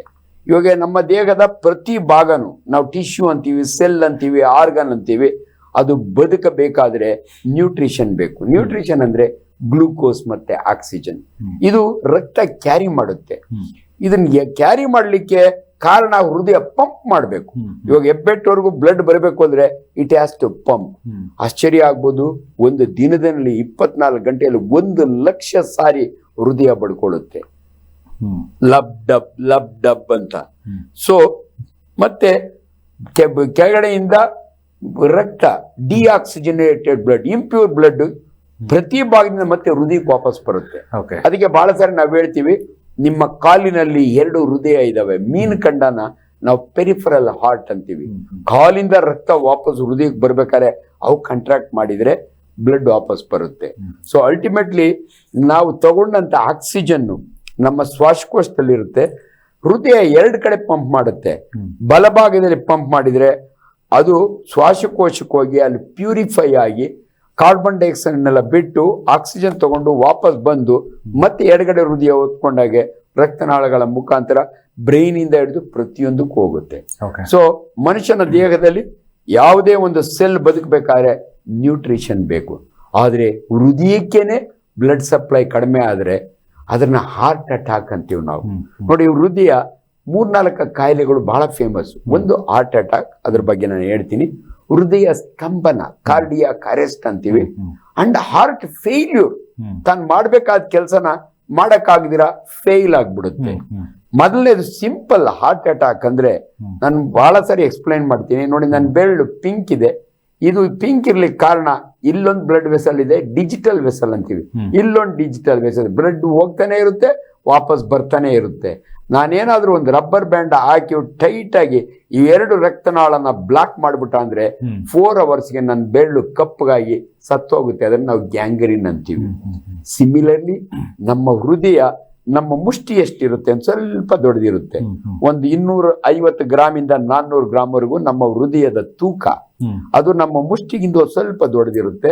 ಈ ಹೃದಯಕ್ಕೆ 4 ಚೇಂಬರ್ ಇರ್ತವೆ, ಅಪ್ಪರ್ 2 ಚೇಂಬರ್, ಲೋವರ್ 2 ಚೇಂಬರ್. ಇದಕ್ಕೆ ಊಟ ಬೇಕು. ಅಂದ್ರೆ ನನ್ನ ಬೆರಳಿಗೆ ಹೆಂಗ್ ಊಟ ಬೇಕು, ಹೃದಯಕ್ಕೆ ಈ ನೇಮ್ಡ್ ವೆಸಲ್ಸ್, ಕರೋನರಿ ವೆಸಲ್ ಅಂತೀವಿ ನಾವು. ಹೃದಯದ ಒಳಗಿರೋ ಪ್ಯೂರ್ ಬ್ಲಡ್ ನ ಇದ್ರೊಳಗಿಂದ ಹಿಂಗ್ ಬರುತ್ತೆ. ಈ ಬ್ಲಡ್ ವೆಸಲ್ಲು ನಾನು ರಬ್ಬರ್ ಬ್ಯಾಂಡ್ ಹಾಕ್ದಂಗೆ ಅಲ್ಲಿ ಏನಾದ್ರು ರಬ್ಬರ್ ಬ್ಯಾಂಡ್ ಹಾಕಕ್ಕಾಗಲ್ಲ, ಸುಮ್ಮನೆ ಎಕ್ಸಾಂಪಲ್ ಹೇಳಿದೆ ನಾನು. ಆ ಬ್ಲಡ್ ಒಳಗಡೆ ಒಂದು ಕ್ಲಾಟ್ ಬಂದು ಕೂತ್ಕೊತು ಅಥವಾ ಕೊಲೆಸ್ಟ್ರಾಲ್ ಬಂದು ಕೂತ್ಕೊತು, ಅವಾಗೆ ಒಳಗಡೆ ಲೂಮನ್ ಕಡಿಮೆ ಆಗಿ ರಕ್ತ ಹೆಚ್ಚಿಗೆ ಪರಿಚಲನೆ ಆಗದಿದ್ದಾಗೆ ಈ ಬ್ಲಾಕ್ ಆಗ್ಬಿಡುತ್ತೆ. ಇಷ್ಟಗಲ ಮಸಲ್ ಸತ್ತೋಗ್ಬಿಡುತ್ತೆ. ಇಲ್ಲಿ 4 ಅವರ್ ತಗೋತು, ಯಾಕಂದ್ರೆ ಇದು ಸ್ಕೆಲೆಟಲ್ ಮಸಲ್. ಅದೇ ಹೃದಯದ ಮಾಂಸಖಂಡ ಮಯೋಕಾರ್ಡಿಯಂ ಅಂತೀವಿ, ವೆರಿ ಸೆನ್ಸಿಟಿವ್ ಮಸಲ್. ಅದಕ್ಕೆ 5 ನಿಮಿಷ ಬ್ಲಡ್ ಇಲ್ಲ ಅಂದ್ರೂ ಕೂಡ ಇಷ್ಟಗಲ ಸತ್ತೋಗುತ್ತೆ. ಅದನ್ನ ನಾವು MI ಅಂತೀವಿ, ಮಯೋಕಾರ್ಡಿಯಲ್ ಇನ್ಫಾರ್ಕ್ಷನ್ ಅಂತೀವಿ ಮೆಡಿಕಲ್ ಭಾಷೆಯಲ್ಲಿ. ಅದನ್ನೇ ಹಾರ್ಟ್ ಅಟ್ಯಾಕ್ ಅನ್ನೋದು. ಇದೆಲ್ಲ ನಾನ್ MBBS ಹೋದಾಗೆ 65ರಿಂದ 70 ವರ್ಷದ ಹಿರಿಯರಿಗೆ ಆಗೋದು. ಅದು ಲೈಫ್ ಸ್ಟೈಲ್. ಈಚೀಚೆಗೆ ಏನಾಗ್ಬಿಟ್ಟಿದೆ ಅಂದ್ರೆ ಅನ್ಫಾರ್ಚುನೇಟ್ಲಿ ಯಂಗ್ಸ್ಟರ್ಸ್ಗೆ, ಅದಕ್ಕೆ 108 ಕಾರಣಗಳು, ಸ್ಟ್ರೆಸ್, ಸ್ಟ್ರೈನ್, ಅವೆಲ್ಲ ಆಮೇಲೆ ಮಾತಾಡೋಣ. ಬಟ್ ಪರ್ಟಿಕ್ಯುಲರ್ ಫುಡ್ ಸ್ಟೈಲ್, ಇವತ್ತಿನ ಜಂಕ್ ಫುಡ್ಗಳಲ್ಲಿ ಕೊಲೆಸ್ಟ್ರಾಲ್ ಪ್ರತಿಯೊಬ್ಬರಿಗೂ ಗೊತ್ತು. ಹೃದಯದ ಪ್ರಾಬ್ಲಮ್ ಅಂದ್ರೆ ಕೊಲೆಸ್ಟ್ರಾಲ್ ಜಾಸ್ತಿ ಆಗಿದೆ. ಅದು ಕೊಲೆಸ್ಟ್ರಾಲ್ ಜಾಸ್ತಿ ಆಗ್ಲಿಕ್ಕೆ 108 ಕಾರಣ ಇದಾವೆ, ಆಮೇಲೆ ಡಿಸ್ಕಸ್ ಮಾಡೋಣ. ಸೊ ಈಚೀಚೆಗೆ ಯಂಗ್ಸ್ಟರ್ಸ್ಗೆ ಹಾರ್ಟ್, ಆದ್ರೆ ಅನ್ಫಾರ್ಚುನೇಟ್ಲಿ 3 ವರ್ಷದ ಮಗುಗೆ ಹಾರ್ಟ್ ಅಟ್ಯಾಕ್ ಆಗಿದೆ ಅಂದ್ರೆ ಅದಕ್ಕೆ ಬೇರೆ ಕಾರಣಗಳು ಇರ್ತವೆ. ಅನಾಮರೀಸ್ ಆಫ್ ದಿ ಹಾರ್ಟ್ ಅಂತೀವಿ ನಾವು. ಹುಟ್ಟುವಾಗೆ ಏನೋ ಡಿಫೆಕ್ಟ್ ಇರುತ್ತೆ, ಅದುವರೆಗೂ ಅವ್ರು ನೋಡ್ಕೊಂಡಿರಲ್ಲ. ಹಂಗಾಗಿ ತುಂಬಾ ಜನ ಹೆದರ್ಕೋಬೇಡಿ, 1 ಮಗು 2 ಮಗು ಹಂಗಾದಾಗೆ ಎಷ್ಟೊಂದು ಜನ ಮಕ್ಕಳಿದ್ದಾರೆ. ನಮ್ಮ ಮಕ್ಕಳಿಗೆಲ್ಲ ಹಿಂಗೆ ಆಗ್ಬಿಟ್ರೆ ಹೆಂಗೆ, ಹಂಗಾಗೋದಿಲ್ಲ. ಬಟ್ ಅದೊಂದು ಇನ್ಸಿಡೆನ್ಸ್ ಬಂದಾಗ ಪ್ರತಿಯೊಬ್ಬರಿಗೂ ಗಾಬರಿ ಆಗುತ್ತೆ. ಅದನ್ನ ನಾವಿಬ್ರು ಸೇರ್ಕೊಂಡು ಕ್ಲಾರಿಫೈ ಮಾಡ್ತಾ ಹೋಗೋಣ. Okay sir. ಇನ್ನು ಮಕ್ಕಳಲ್ಲಿ ತಾವು ಹೇಳ್ತಾ ಇದ್ರಿ, ಮಕ್ಕಳಲ್ಲಿ ಈಗ ಏನಂತಾರೆ ಎಲ್ಲದಕ್ಕೂ ಸಹ ಪ್ರಿವೆಂಟಿವ್ ಮೆಥಡ್ಸ್ ಅಂತಿದೆ. ಬಟ್ ಹಾರ್ಟ್ ಸಮಸ್ಯೆ ಅಥವಾ ತಾವು ಹೇಳಿರುವಂತ ಕಾರ್ಡಿಯಾಕ್ ಅರೆಸ್ಟ್ ಆಗಿರೋದು, ಹಾರ್ಟ್ ಫೇಲ್ಯೂರ್ ಅಂತ ಆಗಿರೋದು, ಇದಕ್ಕೆ ಯಾವುದೇ ರೀತಿ ಪ್ರಿವೆಂಟಿವ್ ಮೆಥಡ್ಸ್ಗಳು ಅಂತಂದ್ರೆ ಒಂದು ಆರೋಗ್ಯಕರವಾದಂತಹ ಹೃದಯ ಇರಬೇಕು ಅಂತಂದ್ರೆ ಹೇಗಿರ್ಬೇಕು ಅಂತ? ಚಿಕ್ಕ ಮಕ್ಕಳಿಂದನೇ ಮಕ್ಕಳಿಗೆ ವ್ಯಾಯಾಮ ಕಲಿಸ್ಬೇಕು. ಓಕೆ. 2ನೇದು ಜಂಕ್ ಫುಡ್ ತಿನ್ನೋದನ್ನ ಫಸ್ಟ್ ನಿಲ್ಲಿಸ್ಬೇಕು. 3ನೇದು ಹಳೆ ಕಾಲದಲ್ಲಿ ಮಗು ಚೆಬ್ಬಿಯಾಗಿದ್ರೆ ಗುಂಡು ಚೆನ್ನಾಗಿದೆ ಅನ್ನಲ್ಲ, ಇವತ್ತು ಹಂಗಿಲ್ಲ. ಮಕ್ಕಳು ಕೂಡ ತೆಳ್ಳಗಿರ್ಬೇಕು. ಅಂದ್ರೆ ಆದಷ್ಟು ಫ್ಯಾಟ್, ಕೊಬ್ಬಿನ ಅಂಶವನ್ನ ಆದಷ್ಟು ಕಡಿಮೆ ಮಾಡಿ. ಸೊ ಮನುಷ್ಯನ ಹೃದಯ ಚಿಕ್ಕ ವಯಸ್ಸಿನಿಂದ ಕೊನೆವರೆಗೂ ಚೆನ್ನಾಗಿರ್ಬೇಕು ಅಂದ್ರೆ ಆಹಾರದ ವ್ಯವಸ್ಥೆ, ಎಕ್ಸರ್ಸೈಸ್. ಮಕ್ಕಳ ಆಟ ಆಡ್ತಾವ್ ಬಿಡಿ, ಅದಲ್ಲ. ಬಟ್ ಯಾವಾಗಲೂ ಈಚೀಚೆಗೆ ಏನಾಗ್ಬಿಟ್ಟಿದೆ, ಮಕ್ಕಳಿಗೆ ರಿಮೋಟ್ ಹಿಡ್ಕೊಂಡು ಮೊಬೈಲ್ ಹಿಡ್ಕೊಂಡು ಮನೆ ಬಿಟ್ಟು ಆಚೆ ಹೋಗಲ್ಲ. ಮೊದಲಿನ ಕಾಲದ ಮಕ್ಕಳು ಆಚೆ ಹೋಗಿ ಗೋಲಿ ಆಡೋವು, ಚಿಳ್ಳೆಕೊಲ್ಲ ಆಡೋವು, ಎಲ್ಲ ಕುಣಿಯೋವು, ನೀರ್ನ ಬಿದ್ದು ಒದ್ದಾಡೋವು. ಇವತ್ತು ಮಕ್ಕಳು ಹೋಗುದೇ ಇಲ್ಲ. ಅದ್ರೊಳಗಾಗಿ ಸ್ಟ್ರೆಸ್ ಅಂಡ್ ಸ್ಟ್ರೈನ್. ಮೊದಲ ಕಾಲದಲ್ಲಿ 5ನೇ ಕ್ಲಾಸ್ ಸೇರ್ಬೇಕಾದ್ರೆ 10 ವರ್ಷದ ಹುಡುಗ ಆಲ್ರೆಡಿ 6 ವರ್ಷಕ್ಕೆ ಸ್ಕೂಲ್. ಈ ಮಗು ಹುಟ್ಟಾಕಿಲ್ಲ, ಆಲ್ರೆಡಿ LKG UKG. ಅದಕ್ಕೆ 108 ಹೋಮ್ ವರ್ಕು, ಅದಕ್ಕೆ 108 ಟೆನ್ಷನ್, 108 ಕಂಪ್ಯಾರಿಸನ್. ಮಕ್ಕಳ ಮೇಲೂ ಕೂಡ ಒತ್ತಡ ಇದ್ರೆ ಅವಕ್ಕೂ ಕೂಡ ಸ್ಟ್ರೆಸ್ ಅಂಡ್ ಸ್ಟ್ರೈನ್ ಆಗುತ್ತೆ. ಆದ್ರಿಂದ ದಯವಿಟ್ಟು ಲೈಫ್ ಸ್ಟೈಲ್, ಮಕ್ಕಳನ್ನ ಆಡ್ಲಿಕ್ಕೆ ಬಿಡಿ, ಖುಷಿಯಿಂದ ಇರ್ಲಿಕ್ಕೆ ಬಿಡಿ, ಮಕ್ಕಳನ್ನ ತುಂಬಾ ಪನಿಷ್ ಮಾಡಕ್ ಹೋಗ್ಬೇಡಿ. ಇವೆಲ್ಲ 108. ಆಹಾರದಲ್ಲಿ ಆದಷ್ಟು ಸೊಪ್ಪು ತರಕಾರಿಗಳು. ಮಕ್ಕಳಿಗೂ ಕೂಡ ಯಾವಾಗಲೂ ಚಾಕ್ಲೇಟ್ ಕೊಡೋದ್ರ ಬದಲು ಒಂದು ಚೇಪೆ ಹಣ್ಣು ಕೊಡಿ, ಒಂದು ಬಾಳೆಹಣ್ಣು ಕೊಡಿ, ಒಂದು ಕ್ಯಾರೆಟ್ ಕೊಡಿ. ಸೊ ಇವನ್ನ ಅನ್ಫಾರ್ಚುನೇಟ್ಲಿ ಇವತ್ತು ಮಕ್ಕಳು ಅವನ್ನ ಯಾವ ಮುಟ್ಟೋದೇ ಇಲ್ಲ. ಅವಾಗ ದೇ ವಾಂಟ್ ಆಲ್ವೇಸ್ ಚಿಪ್ಸ್ ಬೇಕು, ಇಂಥವು. ಇವನ್ ಕ್ಯಾರಿಯರ್ಗೂ ಚಿಪ್ಸ್ ಹಾಕೊಂಡು ಹೋಗ್ತಾವ ಮಕ್ಕಳು. ತಂದೆ ತಾಯಿಗಳು ಇದರಲ್ಲಿ ಬಹಳ ಕೇರ್ಫುಲ್ ಆಗಿರ್ಬೇಕು. ಅದು ಬರ್ತಾ ಬರ್ತಾ ಅದು ಅಭ್ಯಾಸ ಬಿದ್ರೆ ಮಕ್ಕಳು ಇಲ್ಲ. ಆಮೇಲೆ ಚಿಕ್ಕ ವಯಸ್ಸಿನ ಇವತ್ತು SLC ಹುಡುಗರು ದಮ್ ಹೊಡಿತಾರೆ, ಸಿಗರೇಟ್ಸ್ ಎತ್ತಾರೆ, ಗಾಂಜಾ ಹೊಡಿತಾರೆ. ಆಶ್ಚರ್ಯ ಆಗುತ್ತೆ ಒಂದೊಂದು ಸ್ಕೂಲ್ಗಳ ಹತ್ರ ಎಂತೆಂಥವ್ನು ಮಾರ್ತಾರೆ ಇವರೆಲ್ಲ ಅನ್ನೋದನ್ನ ಕೇಳಿದ್ರೆ. ಸೊ ಇವೆಲ್ಲ ಆಡೆಡ್ ಇದು ರಿಸ್ಕ್ ಫ್ಯಾಕ್ಟರ್ಸು. ಸೊ ಹಂಗಾಗಿ ಬಹಳ ಜನಕ್ಕೆ ಇನ್ಫ್ಯಾಕ್ಟ್ ನಾವೆಲ್ಲ ಮೊದಲಿಗೆ ಹೆಣ್ಣು ಮಕ್ಕಳಿಗೆ ದೇವ್ರು ಪ್ರೊಟೆಕ್ಟ್ ಮಾಡಿದಾನೆ, ಮೆನೋಪಾಸ್ ಆಗೋರ್ಗು ಅವ್ರಿಗೆ ಹಾರ್ಟ್ ಅಟ್ಯಾಕ್ ಆಗಲ್ಲ. ನೀವು ಇವತ್ತು ಹೆಣ್ಣು ಮಕ್ಕಳಿಗೂ ಆಗುತ್ತೆ, ಯಾಕಂದ್ರೆ ಅವರು ಸ್ಮೋಕ್ ಮಾಡ್ತಾರೆ, ಅವರು ಆಲ್ಕೋಹಾಲ್ ತಗೋತಾರೆ, ಅವ್ರಿಗೂ ಅವ್ರದೇ ಆದ ಸ್ಟ್ರೆಸ್ ಸ್ಟ್ರೈನ್ ಇದೆ. ಸೊ ಎಲ್ಲೋ ಒಂದ್ ಕಡೆ ಈಚೀಚೆಗೆ ನಾವೇನು ಮಾಧ್ಯಮದಲ್ಲಿ ನೋಡ್ತೀವಲ್ಲ, ಅಲ್ಲಿ ಸತ್ರು ಇಲ್ಲಿ ಸತ್ರು, ಹಿಂಗಾಯ್ತು, ಚಿಕ್ಕ ವಯಸ್ಸಿನ ಸತ್ತೋದ. ಸೊ ಇವೆಲ್ಲ. ಬಟ್ ಎಲ್ರಿಗೂ ಕೇಳೋದು ನಮ್ಗೆ, ಜಿಮ್ ಮಾಡೋನು ಯಾಕೆ ಸತ್ತು ಹೋಗ್ತಾನೆ ಅಂತ. ಅನ್ಅಕಸ್ಟಮ್ಡ್ ಎಕ್ಸರ್ಸೈಸ್ ಅಂತೀವಿ ನಾವು. ಯಾವುದು ಕೂಡ ಗ್ರಾಜುಯಲ್ ಆಗಿ ಮಾಡ್ಬೇಕು. ಒಬ್ಬ ಮನುಷ್ಯ ಏಕ್ದಮ್ ಓಡಕ್ ಶುರು ಮಾಡ್ತೀನಿ ಅಂದ್ರೆ it is not acceptable. So ಹಂಗಾಗಿ ಎಲ್ಲ ವಾರ್ಮಿಂಗ್ ಎಕ್ಸರ್ಸೈಸ್ ಅಂತ ಇರುತ್ತೆ, ನನಗೆ ಎಷ್ಟು ಸಾಧ್ಯವೋ ಅಷ್ಟೇ ಮಾಡ್ಬೇಕು ಅಂತ ಇರುತ್ತೆ. ಇವೆಲ್ಲಕ್ಕೂ ಕೂಡ ಪ್ರತಿಯೊಂದಕ್ಕೂ, ಇವನ್ ವಾಕಿಂಗಿಗೆ ಒಂದು ಫಾರ್ಮುಲಾ ಇದೆ. 220 - ಯುವರ್ ಏಜ್, 70% ಆಫ್ ದ್ಯಾಟ್, ಹಂಗೆ ಅಂತ. ಸೊ 65 ವರ್ಷದವನು ಪಕ್ಕದ ಹುಡುಗ ಇದ್ದಾನೆ ಅಂತ ಅವನ ಜೊತೆಗೆ ಎಕ್ಸರ್ಸೈಸ್ ಮಾಡಕ್ ಹೋಗ್ಬಾರ್ದು. ಸೊ ಇವೆಲ್ಲ ಕೂಡ ಗಮನದಲ್ಲಿ ಇಟ್ಕೊಂಡ್ರೆ ಮನುಷ್ಯ ಲಾಂಗಿವಿಟಿ ಇರುತ್ತೆ. ಓಕೆ ಓಕೆ ಅಂದ್ರೆ ಇನ್ನು ಸಾಕಷ್ಟು ಜನರಿಗೆ ಏನಂತಾರೆ ಸರ್, ಇತ್ತೀಚಿನ ದಿನಗಳಲ್ಲಿ ದೊಡ್ಡ ಸಮಸ್ಯೆ ಕಾಡ್ತಾ ಇರೋದಂದ್ರೆ ಗ್ಯಾಸ್ಟ್ರಿಕ್ ಸಮಸ್ಯೆ. ಹೌದು, ಗ್ಯಾಸ್ಟ್ರಿಕ್ ಸಮಸ್ಯೆ ಆದವರೆಲ್ಲ ಹಾರ್ಟ್ ಸಮಸ್ಯೆ ಆಗತ್ತೆ ಅಂತ ಹೇಳ್ತಾರೆ. ಇದಕ್ಕೆ ಕಾರಣ ಏನಿರ್ಬೋದು, ಅಥವಾ ನಿಜನಾ ಅಥವಾ ನಾವು ಅನ್ಕೊಂಡಿರುವಂತ ಸುಳ್ಳು ನಂಬಿಕೆನಾ ಅಥವಾ ಹೇಗೆ ಸರ್? ಇಲ್ಲ, ಆಕ್ಚುಲಿ ಸ್ಟೇಟ್ಮೆಂಟ್ ರಾಂಗ್ ಇದೆ. ಗ್ಯಾಸ್ಟ್ರಿಕ್ ಆದವರಿಗೆ ಹಾರ್ಟ್ ಅಟ್ಯಾಕ್ ಆಗಲ್ಲ. ಗ್ಯಾಸ್ಟ್ರಿಕ್ಕಿಗೂ ಹಾರ್ಟ್ ಅಟ್ಯಾಕ್ಗೂ ಸಿಮಿಲರ್ ಕಂಪ್ಲೇಂಟ್ಸ್ ಇರ್ತವೆ. ಓಕೆ. ಸೊ ಎಷ್ಟೇ ಜನ ಗ್ಯಾಸ್ಟ್ರಿಕ್ ಅಂದ್ರೆ ಹೊಟ್ಟೆ ಉರಿ, ಎದೆ ಉರಿ, ರೆಟ್ರೋಸ್ಟರ್ನಲ್ ಬರ್ನ್ ಅಂತೀವಿ, ಅಂದ್ರೆ ಎದೆಯಲ್ಲಿ ಉರಿ ಬರ್ತದೆ. ಹಾರ್ಟ್ ಬರ್ನ್ ಅಂತೀವಿ, ನಮ್ ಮೆಡಿಕಲ್ ಬುಕ್ ನಾಗೆ ಬರ್ದೆ. ಹಾರ್ಟ್ಗೂ ಇದಕ್ಕೆ ಸಂಬಂಧ ಇಲ್ಲ, ಬಟ್ ಹಾರ್ಟಿನ ಪಕ್ಕದಾಗೆ ಹಿಂಗ್ ಹೋಗೋದ್ರಿಂದ ನಾವೇ ಅದನ್ನ ಹಾರ್ಟ್ ಬರ್ನ್ ಅಂತೀವಿ. ಸೊ ಅಲ್ಲಿ ಕನ್ಫ್ಯೂಷನ್ ಶುರು ಆಗುತ್ತೆ. ಗ್ಯಾಸ್ಟ್ರಿಕ್ ಇರೋರಿಗೆ ಹಾರ್ಟ್ ಬರ್ನ್ ಇರುತ್ತೆ, ಬಟ್ ಹಾರ್ಟ್ ನಾರ್ಮಲ್ ಇರುತ್ತೆ. ಬಟ್ ಏನಾಗುತ್ತೆ, ಹಾರ್ಟ್ ಅಟ್ಯಾಕ್ ಆದವ್ರಿಗೂ ಕೂಡ ಅದೇ ತರ ಪೇನ್ ಬರುತ್ತೆ. ಒಂದು ಎದೆ ನೋವು, ಹೊಟ್ಟೆ ಉರಿ, ಈ ನೋವು ದವಡೆಗೆ ಹೋಗುತ್ತೆ, ಭುಜಕ್ಕೆ ಹೋಗುತ್ತೆ. ಸೊ ಸಾಮಾನ್ಯ ಮನುಷ್ಯನಿಗೆ ಇದು ಹೃದಯದಿಂದ ಬಂತು ಸ್ಟಮಕ್ ಇಂದ ಬಂತು ಗೊತ್ತಾಗಲ್ಲ. ಅದಕ್ಕೆ ಇದಕ್ಕೆ ಕನ್ಫ್ಯೂಸ್ ಮಾಡ್ಕೋತಾರೆ. 100ಕ್ಕೆ 100 ಜನ ಈ ಗ್ಯಾಸ್ಟ್ರಿಕ್ ಅಂತ ಹಾಸ್ಪಿಟ್ಲಿಗೆ ಜಯದೇವ್ ಹೋಗೋದ್ರೆ ಇಬ್ಬರಿಗೆ ಪಾಸಿಟಿವ್, 98 ಜನ ಆರಾಮಾಗಿ ಮನೆಗೆ ಬರ್ತಾರೆ. ಸೊ ಆ 2 ಜನನ ಉಳಿಸ್ಬೇಕು ಅಂದ್ರೆ ನಾವು ಜನರಿಗೆ ಎಚ್ಚರಿಕೆ ಹೇಳ್ಬೇಕು. ಗ್ಯಾಸ್ಟ್ರಿಕ್ ಆಗಿ ನೀವು ವಾಪಸ್ ಬಂದ್ರು ಪರವಾಗಿಲ್ಲ, ನನಗೆ ಹಾರ್ಟ್ ಅಟ್ಯಾಕ್ ಆಗಿದೆ ಅಂತಾನೆ ಹೋಗಿ ತೋರಿಸ್ಕೊಳಪ್ಪ. ಅವ್ರು ಕ್ಲಾರಿಫೈ ಮಾಡಿದ್ರೆ ಆಮೇಲೆ ನಮ್ಮ ಹತ್ರ ಬಾರಪ್ಪ ಅಂತ ಹೇಳ್ತೀವಿ. ಹಂಗಾಗಿ 2% ಡೆತ್ ಆದ್ರೂ ನಾವು ಪ್ರಿವೆಂಟ್ ಮಾಡ್ಬೋದು. ಸೊ ಪರ್ಟಿಕ್ಯುಲರ್ಲಿ 40-45 ಆದ್ಮೇಲೆ ನಿಮ್ಗೆ ಆಗಿಂದಾಗೆ ಗ್ಯಾಸ್ಟ್ರಿಕ್ ಆದ್ರೆ ನೀವು ನೆಗ್ಲೆಕ್ಟ್ ಮಾಡಬೇಡಿ. ಅಟ್ಲೀಸ್ಟ್ ಒಂದು ECG, ಅಟ್ಲೀಸ್ಟ್ ಒಂದು ಫಿಸಿಷಿಯನ್ ಒಪಿನಿಯನ್ ಅದನ್ನ ತಗೊಳ್ಳಿ ಅಂತ ಹೇಳ್ತೀವಿ ನಾವು. Okay okay. ಅಂದ್ರೆ ಇದಿಷ್ಟು ಗ್ಯಾಸ್ಟ್ರಿಕ್ ಕುರಿತಾಗಿ ಆಯ್ತು. ಇನ್ನು ಒಂದು ಕಾಲ್ ಇದೆ, ತಗೊಳ್ಳೋಣ, ಜೊತೆಗೆ ಮಾತಾಡೋಣ. ಹಾಗೆ ನಮಸ್ಕಾರ. ಹಲೋ, ಹೇಳಿ ಸರ್, ತಮ್ಮ ಹೆಸರು ಯಾವೂರಿಂದ? ಹಲೋ, ಹೇಳಿ ಸರ್, ಕೇಳಿಸ್ತಾ ಇದೆಯಾ? ಸರ್ ಸುರೇಶ್ ಅಂತೇಳಿ. ಹೇಳಿ ಸರ್, ಏನ್ ಪ್ರಶ್ನೆ? ಹುಬ್ಳಿಂದ ಮಾತಾಡು ಸರ್. ಹೇಳಿ ಸುರೇಶ್. ಸರ್ ನಮಸ್ತೆ. ನಮಸ್ಕಾರ. ಸ್ವಲ್ಪ ಜೋರಾಗಿ ಮಾತಾಡಿ. ಹಲೋ. ಹಾ ಹೇಳಿ. ಇದು ಮೊನ್ನೆ ನಮ್ ದೊಡ್ಡಪ್ಪರಿಗೆ ಎದೆ ಸರ್ ಅಂತ ಹೇಳಿ ಇದು ಹಾರ್ಟ್ನಾಗ ಬ್ಲಾಕ್ ಅದ ಅಂತ ಹೇಳಿದ್ರು ಸರ್. ಅದು ಅಡ್ಮಿಟ್ ಮಾಡಿದಾರೆ ಸರ್. ಅದು ಏನ ಸ್ಟಂಟ್ ಏನೋ ಹಾಕ್ಬೇಕಂತ ಸರ್. ಈಗ 3 ದಿನ ಬಿಟ್ಟು ಬರಕ್ ಹೇಳಿದಾರೆ ಸರ್. ಓಕೆ. ಇವ್ರೆ ಒಂದ್ಸರಿ ಎದೆ ನೋವು ಅಥವಾ ಹೊಟ್ಟೆ ನೋವು ಅಂದ್ರೆ ಅದ್ರೊಳಗಾಗಿ ವಯಸ್ಸಾದವ್ರಿಗೆ ಫಸ್ಟ್ ಮಾಡೋದೇ ECG, ಎಲೆಕ್ಟ್ರೋಕಾರ್ಡಿಯೋಗ್ರಾಮ್ ಅಂತೀವಿ ನಾವು. ಅದರಲ್ಲಿ ಏನಾದ್ರೂ ಚೇಂಜಸ್ ಇದ್ರೆ ಎಕೋಕಾರ್ಡಿಯೋಗ್ರಾಮ್ ಮಾಡ್ತಾರೆ. ಇವತ್ತು ಗೋಲ್ಡ್ ಸ್ಟ್ಯಾಂಡರ್ಡ್ ಹಾರ್ಟ್ ಡಿಸೀಸ್ ನಾವು ಕಂಡುಹಿಡಿಬೇಕಂದ್ರೆ ಆಂಜಿಯೋಗ್ರಾಮ್ ಮಾಡಿದ್ರೆ ಆ 3 ವೆಸಲ್ ಎಷ್ಟು ಪರ್ಸೆಂಟೇಜ್ ಬ್ಲಾಕ್ ಆಗಿದೆ ಅಂತ, 3 ವೆಸಲ್ಸ್ ಇರ್ತಾವೆ, ಕರೋನರಿ ವೆಸಲ್ಸ್, ಅದರಲ್ಲಿ ಎಷ್ಟು ಪರ್ಸೆಂಟೇಜ್ ಬ್ಲಾಕ್ ಇದೆ ಅಂತ ಗೊತ್ತಾಗುತ್ತೆ. 1 ಅಥವಾ 2ಕ್ಕೆ ಬ್ಲಾಕ್ ಇದ್ರೆ ಸ್ಟೆಂಟ್ ಹಾಕ್ತಾರೆ, 3 ಇದ್ರೆ ಸ್ಟೆಂಟ್ ಹಾಕಲ್ಲ. ಯೂಶಲಿ ಬೈಪಾಸ್ ಸರ್ಜರಿ ಅಂತಾರೆ. ಸೊ ಕೆಲವ್ರಿಗೆ ಒಂದೇ ವೆಸಲ್ ಬ್ಲಾಕ್ ಆಗಿರುತ್ತೆ. ಅಂತ ಟೈಮ್ನಲ್ಲಿ ಸ್ಟೆಂಟ್ ಹಾಕ್ತೀವಿ ಅಂತ ಹೇಳ್ತಾರೆ. ನೀವು ಅಲ್ಟಿಮೇಟ್ಲಿ ಡಾಕ್ಟರ್ಗಳಿಗೆ ನೀವೇನು ಒಳ್ಳೇದಾಗುತ್ತೋ ಅದು ಮಾಡಿ ಡಾಕ್ಟ್ರ್ ಅಂತ. ಬಹಳ ಜನ ತಪ್ಪು ತಿಳ್ಕೊತಾರೆ. ಸುಮ್ಮನೆ ಹಾರ್ಟ್ ಆಪರೇಷನ್ ಮಾಡ್ತಾರೆ, ಸುಮ್ಮನೆ ಸ್ಟೆಂಟ್ ಹಾಕ್ತಾರೆ, ದುಡ್ಡು ಬರಲಿ ಅಂತ. ಇಲ್ಲ, ಹಂಗೆಲ್ಲ ಇರೋದಿಲ್ಲ. ದಯವಿಟ್ಟು ಯಾರು ಕನ್ಫ್ಯೂಸ್ ಮಾಡ್ಕೋಬೇಡಿ. They are qualified doctors. ಅವ್ರು ಸ್ಟೆಂಟ್ ಹಾಕ್ತೀನಿ ಅಂದರೆ ಇದು ನೀವು ಅವ್ರಿಗೆ ಬಿಡಬೇಕು. There is no doubt in it. Okay, thank you ಕರೆ ಮಾಡೋದಕ್ಕೆ ಸರ್. ಇನ್ನು ಗ್ಯಾಸ್ಟ್ರಿಕ್ ಮತ್ತು ಹೃದಯ ಸಮಸ್ಯೆಗಳ ಬಗ್ಗೆ ಕಂಪ್ಯಾರಿಸನ್ ಮಾಡಿದಾಗ ಕೆಲವೊಂದ್ಸರಿ ಏನಾಗಿರುತ್ತೆ, ಹೃದಯ ಸಮಸ್ಯೆಗಳಾಗಿ ಎದೆ ನೋವು ಬರುವಂತ ಸಾಧ್ಯತೆ ಇರುತ್ತೆ. ಇವ್ರು ಅನ್ಕೊಂಡಿರ್ತಾರೆ ಗ್ಯಾಸ್ಟ್ರಿಕ್ ಆಗಿದೆ ಅಂತ ಹೇಳಿ. ಅವರೇ ಸೆಲ್ಫ್ ಮೆಡಿಕೇಶನ್ ಅಂದ್ರೆ ಒಂದಿಷ್ಟು ಸಿಂಪ್ಟಮ್ಸ್ ಗಳಲ್ಲಿ ಏನಾದರೂ ವೇರಿಯೇಷನ್ಸ್ಗಳು ಕಂಪ್ಯಾರಿಸನ್ ಕೊಡೋದಾದ್ರೆ ಗ್ಯಾಸ್ಟ್ರಿಕ್ ನ ಎದೆ ಸಮಸ್ಯೆಗಳು, ಹೃದಯ ಸಮಸ್ಯೆಗಳು ಬರುವಂತದ್ದು ಏನ್ ಕಂಪ್ಯಾರಿಸನ್ ಹೆಂಗ್ ಕೊಡ್ಬೇಕು? Very simple.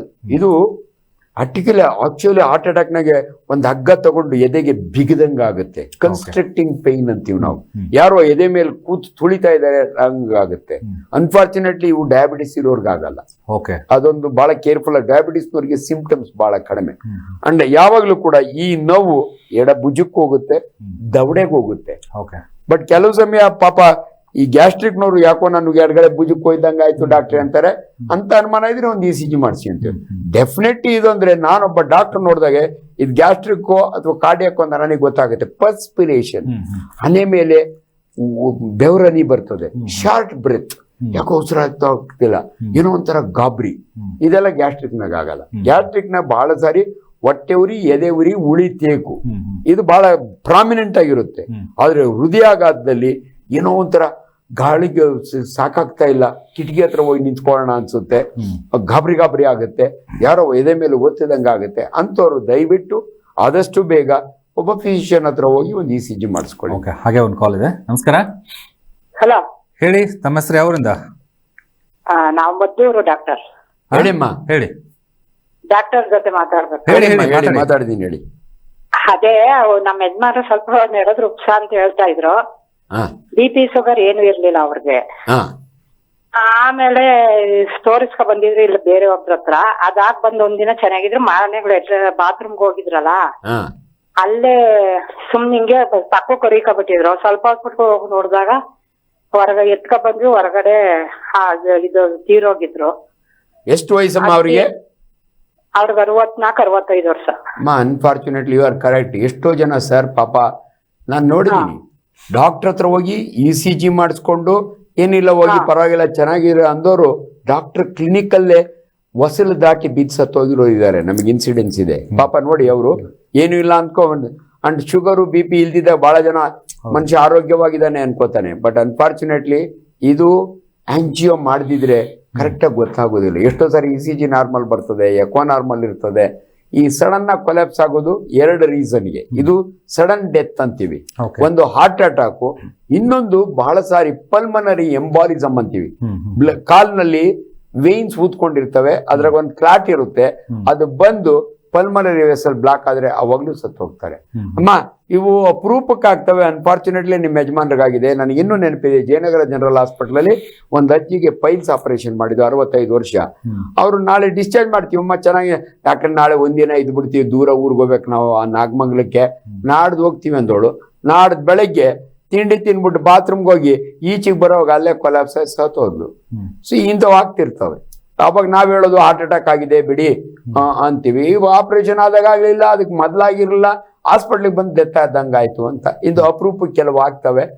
ಆದ್ರಿಂದ ಜನಗಳಿಗೆ ಒಂದು ಅವೇರ್ನೆಸ್ ಕ್ರಿಯೇಟ್ ಮಾಡಬೇಕು. ಅನ್ಫಾರ್ಚುನೇಟ್ಲಿ ಅಂಥ ಸಮಯದಲ್ಲಿ ಬೇಗ ನೋಡಿಕೊಂಡು ಅವ್ರನ್ನ ಮಲಗಿಸಿ, ಯಾವುದೇ ಒಂದು ಪೇಷಂಟ್ಗೆ ಫ್ಲಾಟ್ ಮಲಗಿಸಿ ಅದನ್ನ CPR ಮಾಡಕ್ಕೆ ಎಲ್ರಿಗೂ ಗೊತ್ತಿರಲ್ಲ. ನಮ್ಮಂಥವ್ರು ಯಾರನ್ನ ಇದ್ರೆ ಕಾರ್ಡಿಯೋ ಪಲ್ಮನರಿ ರಿಸಸಿಟೇಷನ್, ಎದೆ ಮೇಲೆ ಒತ್ತಿ ಮೌತ್ ಟು ಮೌತ್ ಬ್ರೀತಿಂಗ್ ಕೊಟ್ರೆ ಉಳ್ಕೊಳ್ಳೋ ಪಾಸಿಬಿಲಿಟಿ ಇರುತ್ತೆ. ಇದು ನಾವು ಹಾಸ್ಪಿಟ್ಲಾಗ ನೋಡಿದೀವಿ. ನಾನು ರೌಂಡ್ಸ್ ಮಾಡ್ತಾ ಇರ್ತೀನಿ ಬೋರಿಂಗ್ ಹಾಸ್ಪಿಟಲ್, ಆ ಕಡೆ ಬೆಡ್ನೊಳಗೆ ಇಕ್ಕಿದ್ದಂಗೆ ಯಾಕೋ ಪೇಷಂಟ್ ಗ್ಯಾಸ್ಪಿಂಗ್, ಸರ್ ಯಾಕೋ ಪೇಷಂಟ್ ಗ್ಯಾಸ್ಪಿಂಗ್, ಇಮ್ಮಿಡಿಯೇಟ್ಲಿ ನಾವು ಅವ್ನ ಕೆಳಗಡೆ ಮಲಗಿಸಿ ನಾವು CPR ಮಾಡಿದ್ರೆ ಉಳ್ಕೊಂಡಿರೋ ಇನ್ಸಿಡೆನ್ಸ್ ಇದೆ. ಅದರಿಂದ ಎಲ್ಲಾ ಸಮಯಲ್ಲೂ ಹಂಗಾಗಲ್ಲ. ಅದರಿಂದ ಸಾರಿ ಅಮ್ಮ, ಹಂಗಾಗಿರುತ್ತೆ ನಿಮ್ಗೆ. ಓಕೆ, ಹಾಗೆ ನೆಕ್ಸ್ಟ್ ಕಾಲ್. ನಮಸ್ಕಾರ ಸರ್ ನಮಸ್ಕಾರ ಸರ್. ನಮಸ್ಕಾರ. ಹೇಳಿ, ಪ್ರಶ್ನೆ ಕೇಳಿ ಸರ್. ನಾನು ಇಲ್ಲಿ ಗೋರಿಬಿದ್ನೂರ್ ಹತ್ರ ಹೊಸೂರಿನಿಂದ ಮಾತಾಡ್ತಾ ಇರೋದು. ಹೇಳಿ, ನಮ್ಮ H. ನರಸಿಂಹಯ್ಯನವ್ರ ಊರು. ಹೇಳಿ. ಹ್ಞೂ ಸರ್, ಹ್ಞೂ ಸರ್. ಹೇಳಿ ಹೇಳಿ. ನನಗೆ 70 ವರ್ಷ, ಇನ್ನ ಗಟ್ಟಿಮುಟ್ಟಾಗಿದ್ದೀನಿ. ಫಸ್ಟ್ ಕ್ಲಾಸ್, 100 ವರ್ಷದವರೆಗೂ ಹಂಗೆ ಇರಿ. ಒಂಚೂರು ಊಟ ಜಾಸ್ತಿ ಸ್ವಲ್ಪ ಕಡಿಮೆ ತಿಂದ್ರು ಹೊಟ್ಟೆ ಜಾಸ್ತಿ ಭಾರ ಬರ್ತದೆ. ಸರ್ ನೀವು ಒಂದು ತಿಳ್ಕೊಂಬಿಡಿ, ಮನುಷ್ಯನ ಆಹಾರ ವಯಸ್ಸಿಗೆ ಚೇಂಜ್ ಆಗ್ತಾ ಇರುತ್ತೆ. ಹೊಲ ಹುಡುಗ 4 ಮುದ್ದೆ ಉಣ್ತಾನೆ, ನಿಮ್ಗೆ 70 ವರ್ಷಕ್ಕೆ ಅರ್ಧ ಮುದ್ದೆನೆ ಸಾಕು. ತುಂಬಾ ಜನ ಊರುಗಳ ಕಡೆ ಉಣ್ಣಲ್ಲ ಅಂತಾರೆ. ಬಹಳ ಜನ ಅಯ್ಯೋ ಯಾಕೋ ಊಟ, ನಿಮ್ಗೆ ಬಾಡಿ ರಿಕ್ವೈರ್ಮೆಂಟ್ ಅಂತ ಇರುತ್ತೆ. ನಾನು MBBS ಮಾಡೋವಾಗ ಬಳ್ಳಾರಿ ಮೆಡಿಕಲ್ ಕಾಲೇಜ್ ಹಾಸ್ಟೆಲಲ್ಲಿ 20 ಚಪಾತಿ ತಿನ್ನೇನಿ, ಇವತ್ತು 2 ಚಪಾತಿ ತಿಂತೀನಿ. ದಯವಿಟ್ಟು ಇದು ನೆನಪಿಡಿ. ನಿಮ್ಗೆ ಎಷ್ಟು ಖುಷಿನೋ, ಎಷ್ಟು ತಿನ್ನಿ ನಿಮ್ಗೆ ಅರಗಿಸ್ಕೊಳ್ಳಿಕ್ ಸಾಧ್ಯವೋ ಅಷ್ಟೇ ತಿನ್ನಿ. ನಿಮ್ಮ ಬಾಡಿ ಆಕ್ಟಿವಿಟೀಸ್ ಮೇಲೆ ನಿಮ್ಮ ಫುಡ್ ಡಿಪೆಂಡ್ ಆಗುತ್ತೆ. ಆದ್ರಿಂದ ಎಷ್ಟು ಸೇರುತ್ತೋ ಅಷ್ಟೇ ತಿನ್ನಿ. ಬಲಂತ ಮಾಡಿ ಇವ್ರು ಬಲಂತಕ್ಕೆ ತಿನ್ನಕ್ ಹೋಗ್ಬೇಡಿ. ಓಕೆ, ಹಾಗೆ ನೆಕ್ಸ್ಟ್ ಕಾಲ್. ನಮಸ್ಕಾರ ಸರ್. ನಮಸ್ಕಾರ ಸರ್. ಹೇಳಿ ಸರ್, ಹೇಳಿ. ಡಾಕ್ಟರ್ ಹತ್ರ ಮಾತಾಡ್ಬೇಕು. ಹೇಳಿ ಸರ್. ಹೇಳಿ, ಸ್ವಲ್ಪ ಜೋರ ಮಾತಾಡಿ, ಕೇಳಿ ಏನ್ ಪ್ರಶ್ನೆ. ಹಲೋ, ಡಾಕ್ಟರ್ ಹತ್ರ ಮಾತಾಡ್ಬೇಕು. ಹೇಳಿ ಮಾತಾಡ್ತಿದ್ದೀನಿ, ಹೇಳಿ. ಹೌದು ಸರ್. ಸರ್ ನನಗೆ ಒಂಥರ ಮೀಟ್ದಂಗ ಆಗುತ್ತೆ ಸರ್. ಅವಾಗ ದಿವಸಕ್ಕೆ ಒಂದು 8 ಒಂಥರ ಏನು ಇದಿಲ್ದಂಗ ಒಂಥರ ಮೀಟ್ದಂಗ, 1 ಸೆಕೆಂಡ್ ಮೀಟ್ದಂಗ ಆಗುತ್ತೆ. ಏನಾಗುತ್ತೆ? ಇನ್ನೊಂದ್ಸರಿ ಸ್ವಲ್ಪ ಜೋರಾಗಿ ಹೇಳಿ. ಮೀಟ್ದಂಗ ಅದು ಒಂಥರ ಏನು ಶಕ್ತಿ ಇಲ್ದಂಗ, ಕೈಯಲ್ಲಿ ಹಿಡ್ಕೊಂಡಂಗೆ ಬಿಟ್ಟಂಗ 1 ಸೆಕೆಂಡ್ ಹಿಂಗ್ ಬಿಟ್ಟಂಗ ಆಗುತ್ತೆ. ಓ ಹಂಗೆ ಮೀಟ್ದಂಗ ಆಗುತ್ತೆ ಅಂತಾರೆ ಊರುಗಳ ಕಡೆ. ಎಷ್ಟು ವಯಸ್ಸೆಷ್ಟು? ನನಗೆ 65 ಸರ್. 60. ಡಯಾಬಿಟಿಕ್ ಇದ್ದೀರಾ? ಇಲ್ಲ ಸರ್, BP ಡಯಾಬಿಟಿಕ್ 2 ಇಲ್ಲ ಸರ್. ಸರಿ, ಇವು ಕರೆಕ್ಟಾಗಿ ನಿಮ್ಮ ನೋಡಿದಿರ ಹೇಳೋದು ಕಷ್ಟ. ಬಟ್ ಬಹಳ ಜನಕ್ಕೆ ಟಿಕ್ಸ್ ಅಂತೀವಿ ನಾವು. ಯಾಕೋ ಭುಜ ಹಿಡ್ಕೊಂಡಂಗ ಆಗೋದು, ಕಣ್ಣು ಅದರದಂಗ ಆಗೋದು, ಎಲ್ಲೋ ಒಂಥರ ಅನ್ಕಾನ್ಶಿಯಸ್ ಆದಂಗ ಆಗೋದು, ಯಾಕೋ ಕೂತಿದವ್ರು ಎದ್ದೇಳಕ್ಕಾಗಲ್ಲ, ಇವೆಲ್ಲ ಕೆಲವ್ರಿಗೆ ಆಗ್ತಾ ಇರ್ತವೆ. ಬಟ್ ಅಂತ ಪೇಷಂಟ್ನ ಪರ್ಟಿಕ್ಯುಲರ್ಲಿ ಕ್ಲಿನಿಕಲ್ ಎಕ್ಸಾಮ್ ಮಾಡಿ, ಒಂದು BP ಚೆಕ್ ಮಾಡಿ, ಒಂದು ಶುಗರ್ ಚೆಕ್ ಮಾಡಿ ಅವ್ರಿಗೆಲ್ಲ ಕರೆಕ್ಟಾಗಿ ಅಡ್ವೈಸ್ ಮಾಡ್ಬೋದು. ಬಟ್ ಆಗುತ್ತೆ, ಬಟ್ ಒಂದು ಚೆಕಪ್ ಮಾಡಿಸ್ಕೊಳ್ಳಿ. Okay, thank you. ಹಾಗೆ ಒಂದು ಕಾಲ್ ಇದೆ. ನಮಸ್ಕಾರ. ಹಲೋ, ಹೇಳಿ, ತಮ್ಮ ಹೆಸರು ಯಾವರಿಂದ? ನನ್ನ ಹೆಸರು ಉಲ್ಗಮ್ಮ ಅಂತಂದ್ರು ಸರ. ಏನ್ ಹೆಸರು? ಹುಲಿಗೆಮ್ಮ ಅಂತ ಸರ್ ನನ್ನ ಹೆಸರು. ಹುಲಿಗೆಮ್ಮ. ಹುಲಿಗೆಮ್ಮ, ಯಾವೂರು? ಸರ್ ಇಲ್ಲೇ ಊರಾಗ ಇರ್ತೀವಿ ಸರ್ ನಾವು. ಊರ್ ಯಾವ್ದು? ಸರ್ ಓಕೆ, ಕೇಳಿ, ಏನ್ ಪ್ರಶ್ನೆ ಕೇಳ್ರಿ ಹುಲಿಗೆಮ್ಮ ಅವ್ರೆ. ಸರ್ ಸರ್ ಮಾತಾಡ್ಬೇಕು ಸರ್. ಹೇಳಮ್ಮ ಹೇಳ್ರಿ. ಮಾತಾಡ್ತೀನಿ ಹೇಳಮ್ಮ. ಸರ್ ನಂಗೆ ಸೊಂಟ ನೋವು ಜಾಸ್ತಿ ಬರ್ತದೆ ಸರ್. ಸೊಂಟ ನೋವು ಎಷ್ಟು ವಯಸ್ಸು? ವಯಸ್ಸೆಷ್ಟು? 38 ಐತೆ ಸರ್. 38. ಸೊಂಟ ನೋವು ಜಾಸ್ತಿ. ಇವತ್ತು ಹೃದಯದ ಬಗ್ಗೆ ಮಾತಾಡ್ತಾ ಇದ್ದೀವಿ. ಹಂಗ ಸೊಂಟ ನೋವು ಬಂದ್ ಸರ್, ಎದಿ ಖುಷಿ ಅಂತ ಬಂದ್ರಿ ಅದಕ್ಕೆ ಕೇಳ್ತಾರೆ. ಸೊಂಟ ನೋವು ಬಂದ್ರೆ ಇದಕ್ಕೆ ಚುಸ್ತಂಗ ಆಗತ್ತಂತೆ. ನಿನ್ನ ವಯಸ್ಸಿಗೆ ತೀರಾ ಕೆಟ್ಟ ಕಾಯಿಲೆಗಳು ಬರಲ್ಲ. ಆದ್ರೆ ಹೆಣ್ಣು ಮಕ್ಕಳಿಗೆ ಸೊಂಟ ನೋವು, ಬೆನ್ನು ನೋವು ಬಹಳ ಕಾಮನ್ನು. ಯಾಕಂದ್ರೆ ನೀವು ಹೆಣ್ಣು ಮಕ್ಕಳು ಸರಿಯಾಗಿ ಸೊಪ್ಪು ತರಕಾರಿ ತಿನ್ನೋದಿಲ್ಲ, ಹಣ್ಣುಗಳು ತಿನ್ನೋದಿಲ್ಲ, ಬರಬರ ನೀರು ಕುಡಿಯೋದಿಲ್ಲ. ದಯವಿಟ್ಟು ನಿಮ್ಮ ಮೂಳೆಯ ಪಕ್ಕದಲ್ಲಿ ಬಿಗ್ ಮಸಲ್ಸ್ ಇರ್ತಾವೆ, ಬೆನ್ನಿನ ಮಸಲ್ಸ್. ಅವು ಸ್ಟ್ರಾಂಗ್ ಆಗಿರ್ಬೇಕು ಅಂದ್ರೆ ನೀವು ಚಲೋ ಹೊತ್ನಾಗಿ ಸೊಪ್ಪು ತರಕಾರಿಗಳು ಹಣ್ಣುಗಳು ತಿನ್ಬೇಕು, ನೀರು ಕುಡಿಬೇಕು. ಆಗ ನಿಮ್ಮ ಆರೋಗ್ಯ ಇದಾಗುತ್ತೆ. ನಿನ್ನ ವಯಸ್ಸಿಗೆಲ್ಲ ಹಾರ್ಟ್ ಅಟ್ಯಾಕ್ ಆಗಲ್ಲಮ್ಮ, ಹೆದರ್ಕೋಬೇಡ. ಓಕೆ, ಥ್ಯಾಂಕ್ ಯು ಹುಲಿಗೆಮ್ಮ ಅವ್ರ ಕರೆ ಮಾಡೋದಕ್ಕೆ. ಸರ್, ಇನ್ನು ಒಂದು ಬ್ರೇಕಿನ ಮುಂಚೆ ಕೇಳ್ತಾ ಇದ್ದೆ, ಹೃದಯಘಾತ ಸಹಜವಾಗಿ ಮಧ್ಯರಾತ್ರಿ ಅಥವಾ ಅರ್ಲಿ ಮಾರ್ನಿಂಗ್, ಮುಂಜಾವಿನ ಸಮಯದಲ್ಲಿ ಆಗುತ್ತೆ ಅಂತ ಹೇಳಿ. ಅದಕ್ಕೆ ಉತ್ತರ ತಿಳ್ಕೊತೀನಿ. ಹಾಗೆ ಇನ್ನೊಂದು ಕಾಲ್ ಇದೆ. ನಮಸ್ಕಾರ. ಹಲೋ, ನಮಸ್ಕಾರ. ಹೇಳಿ, ಸ್ವಲ್ಪ ಜೋರ ಮಾತಾಡಿ. ತಮ್ಮ ಹೆಸರು ಹೇಳಿ, ಅವರಿಂದ? ಸರ್ ನಾವು ರಾಮಲಿಂಗಪ್ಪ ಅಂತ ಹೇಳಿ ದೊಡ್ಡಬಳ್ಳಾಪುರ ತಾಲೂಕಿನವರು. ಹೇಳಪ್ಪ. ದೊಡ್ಡಬಳ್ಳಾಪುರದವ್ರು ಡಾಕ್ಟರ್ ಅಲ್ಲಿ ಅವರೇ, ಹೇಳಿ. ನಮ್ಮೂರಿನವ್ರು ಹೇಳಪ್ಪ. ಸರ್ ಸ್ವಲ್ಪ ಸರ್ ಎದೆ ಅವಾಗ ಸರ್ ಒಂಥರ ನೋವು ಬರುತ್ತೆ ಸರ್. ಈಗ ECG ಎಲ್ಲ ಮಾಡ್ತಿದ್ದೀವಿ. ಎಷ್ಟು ವಯಸ್ಸಪ್ಪ? ಸರ್ ನನಗೆ 65 ಸರ್.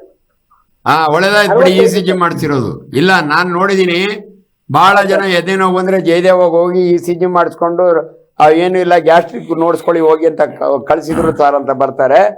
ಸೊ ಹಂಗಾಗಿ ನೀವೇನ್ ಗಾಬರಿ ಆಗ್ಬೇಡಿ. ECG ನಾರ್ಮಲ್ ಇದ್ದು ಕಾರ್ಡಿಯಾಲಜಿಸ್ಟ್ ನಿಮ್ಗೆ ಏನಿಲ್ಲ ಅಂದ್ರೆ ಉಳಿದಿರೋದು ಗ್ಯಾಸ್ಟ್ರಿಕ್ ಮಾತ್ರ. ಅವಲ್ಲೇ ನಾವು ಹೇಳೋದು ಗ್ಯಾಸ್ಟ್ರಿಕ್ಕಿಗೂ ಹೃದಯ ಆಘಾತಕ್ಕೂ ಸಂಬಂಧ ಇದೆ ಅಂತ.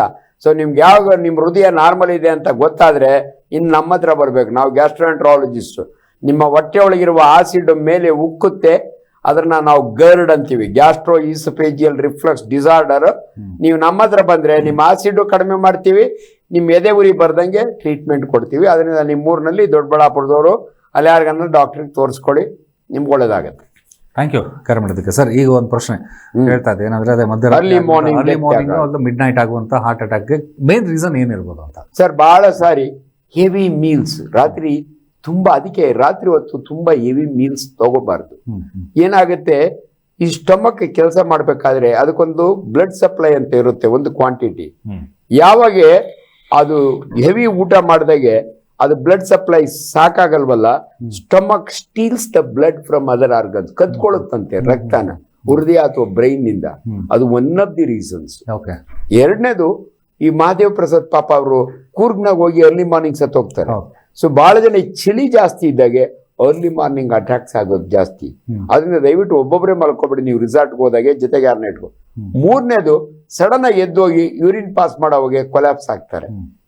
ಈ ಮೂರನ್ನು. ಸೊ ಒಂದು ಎಕ್ಸ್ಟ್ರೀಮ್ಸ್ ಆಫ್ ಕೋಲ್ಡ್, ಎರಡನೇದು ಹೆವಿ ಊಟ, ಪ್ಲಸ್ ಇವೆಲ್ಲ ಸಮ್ ರೀಸನ್ಸ್. ಅದಕ್ಕೆ ಆ ಟೈಮ್ನಾಗ ಹಾರ್ಟ್ ಅಟ್ಯಾಕ್ ಆಗೋದು ಜಾಸ್ತಿ. ಓಕೆ, ಅಂದ್ರೆ ಇನ್ ಕೇಸ್ ಆ ಸಮಯದಲ್ಲಿ ಹಾರ್ಟ್ ಅಟ್ಯಾಕ್ ಆಯ್ತು ಅಂದ್ರೆ ತಾವು ಹೇಳ್ತಿದ್ರು ಒಂದಿಷ್ಟು ಪ್ರಿವೆಂಟಿವ್ ಅಥವಾ ಫಸ್ಟ್ ಏಡ್ ತರ ಕೆಲಸ ಮಾಡೋದು. ಆ ಕುಟುಂಬದ ಸದಸ್ಯರು ಏನ್ ಆಕ್ಷನ್ ಇಮಿಡಿಯೇಟ್ ಆಗಿ, ಯಾಕಂದ್ರೆ ಹಾರ್ಟ್ ಅಟ್ಯಾಕ್ ಆದ ತಕ್ಷಣ ಎಲ್ಲರೂ ಸಹಿತ ಟೆನ್ಷನ್ ಆಗ್ಬಿಡ್ತಾರೆ. ಗಾಳಿ ಹಾಕು ಅಂತ ಹೇಳ್ತಾರೆ, ನೀರು ಕೊಡು ಅಂತ ಹೇಳ್ತಾರೆ. What is the correct procedure? But ಎಲ್ಲರ ಹತ್ರನು ಒಂದು ಮಾತ್ರೆ ಇದೆ ಸರ್, ಸಬ್ಲಿಂಗ್ವಲ್ ಟ್ಯಾಬ್ಲೆಟ್, ನೈಟ್ರೋಗ್ಲಿಸರಿನ್ ಅಂತೀವಿ ನಾವು. ಅದಿದ್ರೆ ಹಾಸ್ಪಿಟ್ಲಿಗೆ ಹೋಗೋವರೆಗೂ ಪ್ರೊಟೆಕ್ಟ್ ಮಾಡುತ್ತೆ, ಹಾರ್ಟ್ ನ ಬ್ಲಡ್ ಸಪ್ಲೈನ ಇಂಪ್ರೂವ್ ಮಾಡುತ್ತೆ. ಅಟ್ಲೀಸ್ಟ್ ನಿಮ್ಮ ಹತ್ರ ಒಂದು ಎಕೋಸ್ಪ್ರಿನ್ ಮಾತ್ರೆನೋ ಆಸ್ಪ್ರಿನ್ ಮಾತ್ರೆನೋ ಇದ್ರೆ ಅದನ್ನು ಕೊಡಿ.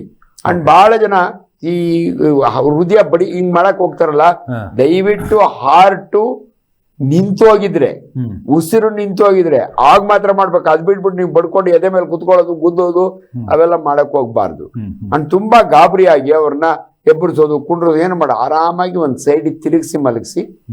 ಸೊ ಎಲ್ಲನ ಗಾಳಿ, ಜನ ಎಲ್ಲ ತುಂಬಾ ಟೈಟ್ ಬಟ್ಟೆ ಹಾಕೊಂಡಿದ್ರೆ ಎಲ್ಲ ಲೂಸ್ ಮಾಡಿ. ಸೊ ಅಷ್ಟ್ ಮಾಡಿ ಆದಷ್ಟು ಬೇಗ ಆಂಬುಲೆನ್ಸ್ಗೆ ಫೋನ್ ಮಾಡಬೇಕು. ಇಲ್ಲ ಅಂದ್ರೆ ನಿಮ್ ಕೈನಲ್ಲಿ ಬೇರೆ ಏನು ಮಾಡ್ಲಿಕ್ಕೆ ಆಗಲ್ಲ. ಬೈ ಚಾನ್ಸ್ ಹೃದಯ ನಿಂತೇ ಹೋಯ್ತು ಅಂದ್ರೆ ಅವಾಗೆ ನೀವು ಅಟ್ಲೀಸ್ಟ್ ಹೃದಯದ ಮೇಲೆ ಬರೀ ಹ್ಯಾಂಡ್ CPR ಅಂತೀವಿ, ನಿಮಗೆ ಐಡಿಯಾ ಇದ್ರೆ 20 ಸಾರಿ ಮಾಡಿ, ಒಂದ್ಸಾರಿ ಮೌತ್ ಟು ಮೌತ್ ಬ್ರೀತಿಂಗ್ ಮಾಡಬಹುದು. ಸೊ ತುಂಬಾ ಕೆಲವರು ವೊಮಿಟ್ ಮಾಡಿ ಆಸ್ಪಿರೇಷನ್ ಆಗಿರುತ್ತೆ, ದಯವಿಟ್ಟು ವೊಮಿಟ್ ನ ಸೈಡಿಗೆ ಬರಂಗ್ ಮಾಡಿ, ಬಾಯೆಲ್ಲ ಕ್ಲೀನ್ ಮಾಡಿ, ಇವೆಲ್ಲ ಮಾಡೋದು ಒಳ್ಳೇದು. ಓಕೆ, ಹಾಗೆ ಒಂದು ಕಾಲ್ ಇದೆ. ನಮಸ್ಕಾರ. ಹಲೋ, ಹೇಳಿ ಸರ್, ತಮ್ಮ ಹೆಸರು ಯಾವರಿಂದ? ಗದಗ ಜಿಲ್ಲಾ ಮುಂಡ್ರಗಿ ತಾಲೂಕು ಡಂಬಳಗ. ಹೇಳ್ರಿ, ಏನ್ ಪ್ರಶ್ನೆ ಕೇಳಿ. ಟಿವಿ ನೋಡ್ಕೊಂಡ್ ಮಾತಾಡಿ, ಪ್ರಶ್ನೆ ಕೇಳಿ ಡೈರೆಕ್ಟ್ ಆಗಿ. ಹಲೋ, ಕೇಳಿ, ಪ್ರಶ್ನೆ ಕೇಳ್ರಿ ಬೇಗ. ಬೆನ್ನಿಂದ ಸರ್ ಬಹಳ ನೋವು ಬರ್ತದ, ಒಟ್ಟ ಬಹಳ 1 ತಿಂಗಳಾಯ್ತು. ಎಷ್ಟ್ರಿ ವಯಸ್ಸು? 51 ಸರ್. ಹೌದ್ರಿ, ನೋಡ್ರಿ, ಬೆನ್ನೊಯ್ಸೋದು ತುಂಬಾ ಜನ ಕಾಮನ್ನು, ಅದಕ್ಕೂ ಹೃದಯಕ್ಕೂ ಸಂಬಂಧ ಇಲ್ಲ. ಬಹಳ ಜನಕ್ಕೆ ಬೆನ್ನೊಯ್ಸೋದು ಡಿಸ್ಕ್ ಪ್ರಾಬ್ಲಮ್ ಅಂತೀವಿ ನಾವು. ಮೂಳೆ ಇರ್ತವೆ, ಸ್ಪೈನಲ್ ಕಾರ್ಡು, ನರಗಳು ಜಗ್ಗಿದ್ರೆ, ಆ ಡಿಸ್ಕ್ ಜಗ್ಗಿದ್ರೆ ನರದ ಮೇಲೆ ಕೂತ್ಕೊಳ್ಳುತ್ತೆ. ಇವೆಲ್ಲ ನೀವು ಫೋನ್ ಟ್ರೀಟ್ಮೆಂಟ್ ಆಗಲ್ಲ. ಯಾರಾದ್ರೂ ಒಬ್ರು ಆರ್ಥೋಪೆಡಿಕ್ ಸರ್ಜನ್ಗೆ ತೋರಿಸಿದ್ರೆ ಅವ್ರು ನಿಮ್ಗೆ ಏನ್ ಪ್ರಾಬ್ಲಮ್ ಆಗಿದೆ ಅಂತ ಹೇಳಿ ನಿಮ್ಗೆ ಎಕ್ಸ್ರೇನೋ MR ಸ್ಕ್ಯಾನೋ ಮಾಡಿ ನಿಮ್ಗೆ ಅಡ್ವೈಸ್ ಮಾಡ್ತಾರೆ. ಆಮೇಲೆ ಇನ್ನೊಂದು ನಿಮ್ಗೆ ಪ್ರತಿ ಜನ ಮಾಡೋದು ನೀರು ಕುಡ್ಸಕ್ ನೋಡ್ತಾರೆ. ದಯವಿಟ್ಟು ನೀರಿಂದ ಯಾರ ಜೀವನ ಉಳಿಯಲ್ಲ. ಸೊ ಆ ಸಮಯದಲ್ಲಿ ಬಹಳ ಜನ ನೀರು ಕುಡ್ಸಕ್ ನೋಡ್ತಾರೆ. ನೀರಿನ ನೆಸೆಸಿಟಿ ಇಲ್ಲ. ಅದರಿಂದ ಅದೊಂದು ಮಾಡಿ. ಇವ್ರ ಪ್ರಶ್ನೆಗೆ ಇಷ್ಟೇನೆ, ಇವು ತೋರ್ಸ್ಕೋಬೇಕು ಅವರು ಬೆನ್ನೋಗಿ. ಹಾಗೆ ನೆಕ್ಸ್ಟ್ ಕಾಲ್. ನಮಸ್ಕಾರ. ಹಲೋ, ಹೇಳಿ, ತಮ್ಮ ಹೆಸರು ಯಾವರಿಂದ? ಹಲೋ, ನಾವು ಮದ್ದೂರಿಂದ ಸುಮತಿ. ಅದೇ ಸ್ವಲ್ಪ ಇದು ನಾವು ಫೋನ್ ಅಲ್ಲಿ ಮಾತಾಡಿದ್ರೆ ಜಾಸ್ತಿ ಹೊತ್ತು ಮಾತಾಡಿದ್ರೆ ಉಪ್ಸ ಬಂದಂಗ ಆಗುತ್ತೆ. ಎಷ್ಟು ವಯಸ್ಸಮ್ಮ? ವಯಸ್ಸು ಒಂದ್ 50 ವರ್ಷ. ಸರಿಮ್ಮ, ಉಪ್ಸ ಬರೋದು ಬ್ರಾಂಕೋಸ್ಪಾಸಮ್ ಅಂತೀವಿ ನಾವು. ಉಸಿರಿನ ನಾಳಗಳು ಬಿಗಿ ಬಂದ್ರೆ ಎಲ್ಲೋ ಒಂದ್ ಕಡೆ ಉಸಿರು ಕಷ್ಟ ಆಗುತ್ತೆ, ಕಿಟಕಿ ಹತ್ರ ಹೋಗಿ ಗಾಳಿಗೆ ನಿಂತ್ಕೊಳ್ಳೋಣ ಅನ್ಸುತ್ತೆ. ಆ ರೀತಿ ಇದ್ದಾಗೆ ಪಲ್ಮನಾಲಜಿಸ್ಟ್ ಅಂತ ಇರ್ತಾರೆ. ನಮ್ ಕೆಂಪೇಗೌಡ ಹಾಸ್ಪಿಟ್ಲಿಗೆ ಬನ್ನಿ, ಅಲ್ಲಿ ಹುಲಿರಾಜ್ ಅಂತ ಇದ್ದಾರೆ. ಇಲ್ದಿರೆ ಎಲ್ಲ ಹಾಸ್ಪಿಟಲ್ಗಳಲ್ಲೂ ಪಲ್ಮನಾಲಜಿಸ್ಟ್ ಇರ್ತಾರೆ, ಶ್ವಾಸಕೋಶದ ಸ್ಪೆಷಲಿಸ್ಟು. ಒಂದ್ಸರಿ ಅಲ್ಲಿ ಪರೀಕ್ಷೆ ಮಾಡಿಸ್ಕೊಳ್ಳಿ, ನಿಮ್ಗೆ ಅದರಿಂದ ಒಳ್ಳೆ ಟ್ರೀಟ್ಮೆಂಟ್ ಸಿಗುತ್ತೆ. ಓಕೆ, ಹಾಗೆ ನೆಕ್ಸ್ಟ್ ಕಾಲ್. ನಮಸ್ಕಾರ. ಹಲೋ. ಹಲೋ, ಹೇಳಿ ಸರ್, ತಮ್ಮ ಹೆಸರು ಯಾವರಿಂದ? ರವಿ, ಶಿವಮೊಗ್ಗದಿಂದ. ಓಕೆ, ಕೇಳಿ, ಏನ್ ಪ್ರಶ್ನೆ? ಹೇಳಿ ಸರ್. ಸರ್, ಇವಾಗ ಹಾರ್ಟ್ ಅಟ್ಯಾಕ್ ಬಂದ ತಕ್ಷಣ ಕೆಲವರು ಖಾರದ ಪುಡಿ ಕುಡಿಸಿ ಅಂತ ಹೇಳ್ತಾರೆ, ಅದು ನಿಜನೋ? ಖಾರದ ಖಾರದ ಪುಡಿನ ನೀರಲ್ಲಿ ಬೆರೆಸಿ ಕುಡಿಸಿದ್ರೆ ಕಡಿಮೆ ಆಗತ್ತೆ, ನೋವು ಕಡಿಮೆ? ಇಲ್ಲ ಸರ್, ಇವೆಲ್ಲ ತಪ್ಪು ಕಲ್ಪನೆಗಳು. ದಯವಿಟ್ಟು ನೀರೇ ಕುಡಿಸ್ಬೇಡಿ, ಅದ್ರೊಳಗೆ ಖಾರದ ಪುಡಿ ಹಾಕಿ ಕುಡ್ಸಕ್ ಹೋಗ್ಬೇಡಿ. ಸಿ, ಏನಂದ್ರೆ ಸ್ಟಿಮ್ಯುಲೇಟ್ ಮಾಡೋಣ ಅಂತ ಏನೋ ಒಂದು ಐಡಿಯಾ ಇರ್ಬೋದೇನೋ, ನಂಗೆ ಗೊತ್ತಿಲ್ಲ. ಅದಕ್ಕಿಂತ ಬೆಸ್ಟ್ ಅಂದ್ರೆ ನೀವು ಆದಷ್ಟು ಬೇಗ ಹಾಸ್ಪಿಟಲ್ ಶಿಫ್ಟ್ ಮಾಡೋದು. ಈ ನೈಟ್ರೋಗ್ಲಿಸರೈಡ್ ಮಾತ್ರೆ ಸಿಕ್ಕಿದ್ರೆ ನಾಲಿಗೆ ಕೆಳಗಡೆ ಇಡೋದು. ಇಲ್ಲ ಅಂದ್ರೆ ನೀವು ಆದಷ್ಟು ಬೇಗ ಪೇಷಂಟ್ನ ಹಾಸ್ಪಿಟಲ್ ಶಿಫ್ಟ್ ಮಾಡಬೇಕು. ಉಸಿರೇ ನಿಂತೋಯ್ತು, ಹಾರ್ಟೇ ಬಡ್ಕೋತಾ ಇಲ್ಲ, ನಾಡಿ ಸಿಗ್ತಿಲ್ಲ, ಅವಾಗ CPR ಮಾಡ್ಬೋದು. ಈವನ್ ಕಾಮನ್ ಪೀಪಲ್ಸು ಕೂಡ ಹೃದಯದ ಮೇಲೆ 2 ಕೈ ಇಟ್ಕೊಂಡು ಹೃದಯನ ಪ್ರೆಸ್ ಮಾಡೋದನ್ನ ನಾವು CPR ಅಂತೀವಿ, ಕಾರ್ಡಿಯೋ ಪಲ್ಮನರಿ. ಸರ್, ಇವೆಲ್ಲ ಮಾಡಕ್ ಹೋಗ್ಬೇಡಿ ದಯವಿಟ್ಟು. ಬಹಳ ಸರಿ ನಾವು ನೋಡಿದೀವಿ, ನೀರು ಕುಡಿಸಿ ಖಾರದ ಪುಡಿ ಹಾಕಿ ಕುಡಿಸಿ, ಅವೆಲ್ಲ ಇಲ್ಲ ಸರ್, ನಾಟ್ ಅಕ್ಸೆಪ್ಟೆಡ್. ಓಕೆ, ಹಾಗೆ ನೆಕ್ಸ್ಟ್ ಕಾಲ್. ಹಲೋ. ಹಲೋ, ಹೇಳಿ ಮೇಡಮ್, ತಮ್ಮ ಹೆಸರು? ಹೇಳಿ ಸರ್. ನಾನು ನಿಮ್ ತುಂಬಾ ಫೇಸ್ಬುಕ್ ಅಲ್ಲೆಲ್ಲ ನೋಡಿದೀನಿ, ನಿಮ್ ಟಿಪ್ಸ್ ಎಲ್ಲ ಡೈರೆಕ್ಟ್ ಈಗ ನೋಡಿದೀನಲ್ಲ, ಅದಕ್ಕೆ ಫೋನ್ ಮಾಡಿದೆ ಸರ್. ನಂಗೆ 42 ಇಯರ್ಸ್ ಇವಾಗ. ನಂಗೆ ಈಗ ಎಡದ ಕೈ ಜೋಮ್ ಬರುತ್ತೆ. ಎಡಗೈ ಜೋಮ್ ಬರುತ್ತೆ? ಎಡದ ಕೈ ಜೋಮ್ ಬರುತ್ತೆ ಸರ್. ಏನಾದ್ರೂ ಇಟ್ಕೊಂಡ್ರೆ ಸಡನ್ಲಿ ಬಿಟ್ಬಿಡ್ಬೇಕು, ಆ ತರ ಅನ್ಸುತ್ತೆ. ಆಮೇಲೆ ಕೈಯಲ್ಲಿ ಅದು ಏನು ಇಟ್ಕೊಳಕ್ ಆಗಲ್ಲ, ಎಡದ ಕೈ ಫುಲ್ಲು ನೋವು ಬರುತ್ತೆ. ನಾವು ಜಯದೇವದಲ್ಲಿ ಹೋದ ವರ್ಷ ಹೋಗಿ ಚೆಕಪ್ ಮಾಡ್ತಿದ್ವಿ, ಏನು ಇಲ್ಲ ಅಂದ್ರು. ಅಮ್ಮ, ಅದು ಜಯದೇವ ಪ್ರಾಬ್ಲಮ್ ಅಲ್ಲಮ್ಮ. ಈ ರೀತಿ ಕೈ ಜುಮ್ ಬರೋದು ನಿಮ್ಗೆ ಕುತ್ತಿಗೆಯಿಂದ ನರ ಬರ್ತವೆ, ನರ್ವ್ಸ್ ಬರ್ತವೆ. ನಾವು ಬ್ರೇಕಿಯಲ್ ಪ್ಲೆಕ್ಸಸ್ ಅಂತೀವಿ. ಕುತ್ತಿಗೆಯ ಮೂಳೆ ಏನ ಜಾರಿ ಆ ನರದ ಮೇಲೆ ಕೂತ್ಕೊಂಡ್ರೆ ನಿಮ್ ಕೈ ಜುಮ್ ಅಂತದೆ. ಇನ್ನೊಂದು, ಹೆಣ್ಣು ಮಕ್ಕಳಿಗೆ ನಾವು ರೈನಾರ್ಡ್ಸ್ ಫೆನಾಮಿನಾ ಅಂತೀವಿ. ರೈನಾರ್ಡ್ ಡಿಸೀಸ್ ಬೇರೆ, ರೈನಾರ್ಡ್ಸ್. ಅನೇಕ ಹೆಣ್ಣು ಮಕ್ಕಳಿಗೆ ತಣ್ಣೀರಿನಲ್ಲಿ ಕೈ ಇಟ್ರೆ ಅದು ಬ್ಲೂ ಆಗುತ್ತೆ, ಜುಮ್ ಅಂತದೆ. ಇದಕ್ಕೆ ಡಾಪ್ಲರ್ ಸ್ಕ್ಯಾನ್ ಮಾಡಿ, ಯಾಕೆ ನಿಮ್ಗೆ ಹಂಗ ಆಗ್ತಾ ಇದೆ, ರಕ್ತನಾಳ ಏನಾದ್ರು ಸ್ಪ್ಯಾಸಮ್ಗೆ ಹೋಗ್ತಾ ಇದೆಯಾ, ಒಂದು ಎಡಭುಜ ಅಂತ ಹೇಳಿ ಇವರು ಹೃದಯ ಇರ್ಬೋದು ಅಂತ ಜಯದೇವ್ ಕೊಟ್ಟಿರ್ತಾರೆ. ಪಾಪ ಅವ್ರು ಕರೆಕ್ಟ್ ಆಗಿ ಹೇಳ್ಬಿಟ್ಟಿದ್ದು ಹೃದಯದೆಲ್ಲ ಹೋಗಿ ಅಂತಾರೆ. ಬಟ್ ಇದು ಮೇನ್ ಪ್ರಾಬ್ಲಮ್ ಹೆಣ್ಣು ಮಕ್ಕಳಲ್ಲಿ ರೈನಾರ್ಡ್ಸ್ ಫೆನಾಮಿನಾ ಅಂತ ಆಗುತ್ತೆ. ದಯವಿಟ್ಟು ಒಬ್ರು ವ್ಯಾಸ್ಕ್ಯುಲರ್ ಸರ್ಜನ್ ನಮ್ಮ ಕೆಂಪೇಗೌಡ ಹಾಸ್ಪಿಟಲ್ ಬನ್ನಿ, ಡಾಕ್ಟರ್ ರವಿಕುಮಾರ್ ಅಂತ ಇದ್ದಾರೆ, ಅವ್ರು ಒಂದ್ಸರಿ ಪರೀಕ್ಷೆ ಮಾಡಿ ನಿಮ್ಗೆ ಅಡ್ವೈಸ್ ಮಾಡ್ತಾರೆ. ಓಕೆ, ಹಾಗೆ ನೆಕ್ಸ್ಟ್ ಕಾಲ್. ನಮಸ್ಕಾರ. ಹೇಳಿ, ತಮ್ಮ ಹೆಸರು? ಸರ್, ನಮ್ಮ ಮನೆಯವ್ರ ಮಿಸಸ್ ವಯಸ್ಸು 50 ವರ್ಷ, ಶೋಭಾ ಅಂತೇಳಿ. ಅವ್ರಿಗೆ ಶುಗರ್ ಇದೆ, ಕಂಟ್ರೋಲ್ ಇದೆ ಸರ್. ಓಕೆ. ಬಟ್ ಯಾವಾಗ್ಲಾದ್ರೂ ಗ್ಯಾಸ್ಟ್ರಿಕ್ ಇದೆ ಸರ್. ಏನಿದೆ ಗ್ಯಾಸ್ಟ್ರಿಕ್? ಯಾವಾಗ್ಲಾದ್ರೂ ಸ್ಮೆಲ್ ಬರ್ತಾ ಇದೆ ನನಗೆ, ಬಾಯಲ್ಲಿ ಒಂಥರ ಅಂತ ಸರ್. ಇದು ಬಹಳ ಜನ ಹೇಳ್ತಾರೆ, ಬಾಯಿನೊಳಗೆ ಒಂಥರ ಸ್ಮೆಲ್ ಬರೋದು. ಬಹಳ ಜನ ಸ್ಮೆಲ್ಲಿಗೆ ಗ್ಯಾಸ್ಟ್ರಿಕ್ ಕಾರಣ ಅಂತಾರೆ. ಅದು ರಿಗರ್ಜಿಟೇಷನ್ ಅನ್ಸುತ್ತೆ, ಹೊಟ್ಟೆಯಲ್ಲಿರೋ ಗಾಳಿ ವಾಪಸ್ ಬರುತ್ತೆ, ಅದರಿಂದನೂ ಸ್ಮೆಲ್ ಬರುತ್ತೆ. ಅದಕ್ಕಿಂತ ಇಂಪಾರ್ಟೆಂಟ್ ಓರಲ್ ಹೈಜೀನ್. ನೀವು ಯಾರನ್ನ ಡೆಂಟಿಸ್ಟ್ ಹತ್ರ ತೋರಿಸ್ಕೊಂಡು ಅವ್ರ ಬಾಯಿನೆಲ್ಲ ಸ್ಕೇಲಿಂಗ್ ಅಂತ ಮಾಡ್ತಾರೆ, ಆಹಾರ ಸಿಕ್ಕಾಕೊಂಡಿದ್ರೆ. ಬ್ಯಾಡ್ ಬ್ರೆತ್ಗೆ ಮೇನ್ ಕಾರಣ ಇದು ಒಂದು. ಆಮೇಲೆ ಗ್ಯಾಸ್ಟ್ರೈಟಿಸ್, ಎಲ್ಲ ಉಲ್ಕಲ್ಲಿರ್ಬೋದು. ಇದನ್ನೆಲ್ಲವನ್ನು ತೋರಿಸ್ಕೊಂಡ್ರೆ ಒಳ್ಳೇದು. ಓಕೆ, ಹಾಗೆ ನೆಕ್ಸ್ಟ್ ಕಾಲ್. ನಮಸ್ಕಾರ ಸರ್ ನಮಸ್ಕಾರ. ಹೇಳ್ರಿ. ಹೇಳಿ. ನಮ್ಮ ಹೆಸರು ಎಚ್.ಡಿ. ಕೋಟೆಯಿಂದ. ಜೋರ ಮಾತಾಡಿ, ಹೇಳಿ. ಎಚ್.ಡಿ. ಕೋಟೆ ಜಕ್ಕಳಿಯಿಂದ. ಮಾತಾಡಿ. ದೇವದೇವರಿ ಸುಮಾರು ಸರಿ ತೋರಿಸಿದೀವಿ ಸರ್ ಎದನೋ. ಅದು ಯಾಕೋ ಎಲ್ಲ ಮಾಡ್ತಿದೀವಿ. ಆಮೇಲೆ ಆರ್ಟ್ಗೆ ಇದು ಕೊಡ್ತಾರಲ್ಲ ಅದೆಲ್ಲ ಮಾಡ್ತಿದೀವಿ ಸರ್. ಎಲ್ಲ ನಾರ್ಮಲ್ ಅಂತ ಹೇಳಿದ್ರೆ ದೇವ್ರಿಗೆ ಕೈ ಮುಗಿದು ಆರಾಮಾಗಿರಿ. ಗ್ಯಾಸ್ಟ್ರಿಕ್ಗೆ ಸಿಂಪಲ್ ಮಾತ್ರೆಗಳಿದಾವೆ. ಟೈಮ್ ಸರಿಯಾಗಿ ಊಟ ಮಾಡಿ, ಹರಿ ವರಿ ಕರಿ ಅವಾಯ್ಡ್ ಮಾಡಿ, ತೀರಾ ತಲೆ ಕೆಡಿಸ್ಕೋಬೇಡಿ, ಆರಾಮಾಗಿರಿ. ಸ್ಮೋಕಿಂಗ್ ಇದ್ರೆ ಬಿಟ್ಬಿಡಿ, ಆಲ್ಕೋಹಾಲ್ ಇದ್ರೆ ಬಿಟ್ಬಿಡಿ. ನಮಸ್ಕಾರ. ಹಲೋ, ಹೇಳಿ ಸರ್, ತಮ್ಮ ಹೆಸರು ಯಾವರಿಂದ? Narayanappa, Bengaluru sir. 76 age. Bypass surgery ಆಗಿದೆ. ನನ್ಗೆ 2 ಕಾಲು ಮುಂಗಾಲು ಊದ್ಕಂತವೆ ಸರ್. ಎಲ್ಲ ಮಾತ್ರೆ ತಗೋತೀನಿ. ಮೊನ್ನೆ 1 ತಿಂಗಳಾಯ್ತು. ECG, ಎಕೋ, ಬ್ಲಡ್ ಟೆಸ್ಟ್ ಎಲ್ಲ ಮಾಡಿಸಿ ಡಾಕ್ಟರ್ಗಳು ನೋಡ್ತಾರೆ, ಓಕೆ ಅನ್ಬಿಟ್ಟು ಕಳಿಸ್ತಾರೆ. ಈ ಕಾಲು ಮುಂಗಾಲು ಯಾಕೆ ಕೂತ ಬರ್ತದೆ? ನಾನು ಈ ನ್ಯೂರಾಲಜಿ ಡಾಕ್ಟರ್ ಹತ್ರ ಎಲ್ಲ ಬರೀ ಮಾತ್ರೆಗಳು ತಗೊಳ್ಳೋದೇ ಆಗಿದೆ ಸರ್. ಯಾತಕ್ಕೆ? ಎಲ್ಲ ಒಳ್ಳೆ ಪ್ರಶ್ನೆ ಕೇಳಿದಿರಿ. ಯಾವುದೇ ಕಾಲು ಊದ್ಕೊಂಡಾಗೆ ನಾವು 2 ಅನುಮಾನ ಬರುತ್ತೆ. ಒಂದು ಹೃದಯದ್ದು, ಇನ್ನೊಂದು ಕಿಡ್ನಿದು, ಇನ್ನೊಂದು ವೀನಸ್ ಎಡಿಮಾ ಅಂತೀವಿ. ನೀವು ಒಂದು ದಯವಿಟ್ಟು ಆರಾಮಾಗಿರಿ. ಆಲ್ರೆಡಿ ಬೈಪಾಸ್ ಆಗಿರೋದ್ರಿಂದ ಒಂದು ಇನ್ಸಿಡೆನ್ಸ್ ನಮ್ಮ ಮೇಡಮ್ ಹೇಳ್ದಂಗೆ ಈಗ ಹೇಳ್ತೀನಿ. ಪಾತರಾಜಿ ಅಂತ ನನ್ನ ವಂಡರ್ಫುಲ್ ಟೀಚರ್ ಸರ್. ಅವ್ರಿಗೆ ಹಾರ್ಟ್ ಅಟ್ಯಾಕ್ ಆಗಿ ರಿಕವರಿ ಆಗಿರ್ತಾರೆ, ಮನೆಯಲ್ಲಿ ಇರ್ತಾರೆ. ವಾಣಿವಿಲಾಸ್ ನಲ್ಲಿ ಪ್ರೊಫೆಸರ್ ಇದ್ರು. ಒಬ್ಬ ಪೇಷಂಟ್ ನ ಹೆಂಡತಿನ ಅಡ್ಮಿಟ್ ಮಾಡಿರ್ತಾನೆ ಇವರಿದ್ದಾಗೆ. ಅವ್ರು ರಜದ ಮೇಲೆ ಇರ್ತಾರೆ. ಹೋಗಿ ಬೇಡ್ಕೋತಾನೆ, ನನ್ನ ಹೆಂಡತಿಗೆ ನೀವೇ ಆಪರೇಷನ್ ಮಾಡ್ಬೇಕು ಅಂತ. ನೋಡಿ, ಈ ರೀತಿ ಒಬ್ಲೈಜ್ ಮಾಡಬಾರ್ದು. ಬಂದ್ರು ಪಾಪ ಅವರು. ಸರ್ ಆಪರೇಷನ್ ಮುಗಿಸಿ ನಾವು ಗ್ಲೌಸ್ ತೆಗಿತೀವಿ, ಸಿಂಕ್ ಹತ್ರ ನಿಂತ್ಕೊಂಡು ಗ್ಲೌಸ್ ತೆಗೆದ್ರು, ಬಿದ್ರು, ಸತ್ತೋದ್ರು. ಸೊ ಹಾಗಾಗಿ ದಯವಿಟ್ಟು ಓವರ್ ಎಂಥೂಸಿಯಾಸ್ಟಿಕ್ ಆಗಿ ಯಾರನ್ನ ಟ್ರಿಪ್ ಕರೀತಾರೆ, ಬನ್ನಿ ನಂದಿ ಬೆಟ್ಟಕ್ಕೆ ಹೋಗೋಣ, ಇಲ್ಲ. ಇನ್ನೊಬ್ರು ಡಾಕ್ಟರ್ ಅಚ್ಯುತರಾವ್ ಜಾಧವ್, ಮೈ ವಂಡರ್ಫುಲ್ ಗುರು, ಮಣಿಪಾಲ್ಗೆ ಹೋಗಿರ್ತಾರೆ. ಯಾರೋ ಪೇಷಂಟ್ ನೋಡ್ಬಿಟ್ಟು ಮೆಟ್ಲು ಹತ್ಕೊಂಡ್ ಬರ್ತಾರೆ. 3ನೇ 4ನೇ ಮೆಟ್ಲು ಹತ್ತೋಷ್ಟೊತ್ತಿಗೆ ಅಲ್ಲೇ ಕೊಲಾಪ್ಸ್ ಆಯ್ತು. ಅಂದ್ರೆ ಏನ್ ನಾನು ಹೇಳ್ತಿದ್ದೀನಿ ಅಂದ್ರೆ, ಆಲ್ರೆಡಿ ಹಾರ್ಟ್ ಅಟ್ಯಾಕ್ ಆಗಿರೋರು, ಬೈಪಾಸ್ ಆಗಿರೋರು ತುಂಬಾ ಸ್ಟ್ರೈನ್ ಮಾಡ್ಕೋಬೇಡಿ. ಇದು ವೆರಿ ವೆರಿ ಇಂಪಾರ್ಟೆಂಟ್.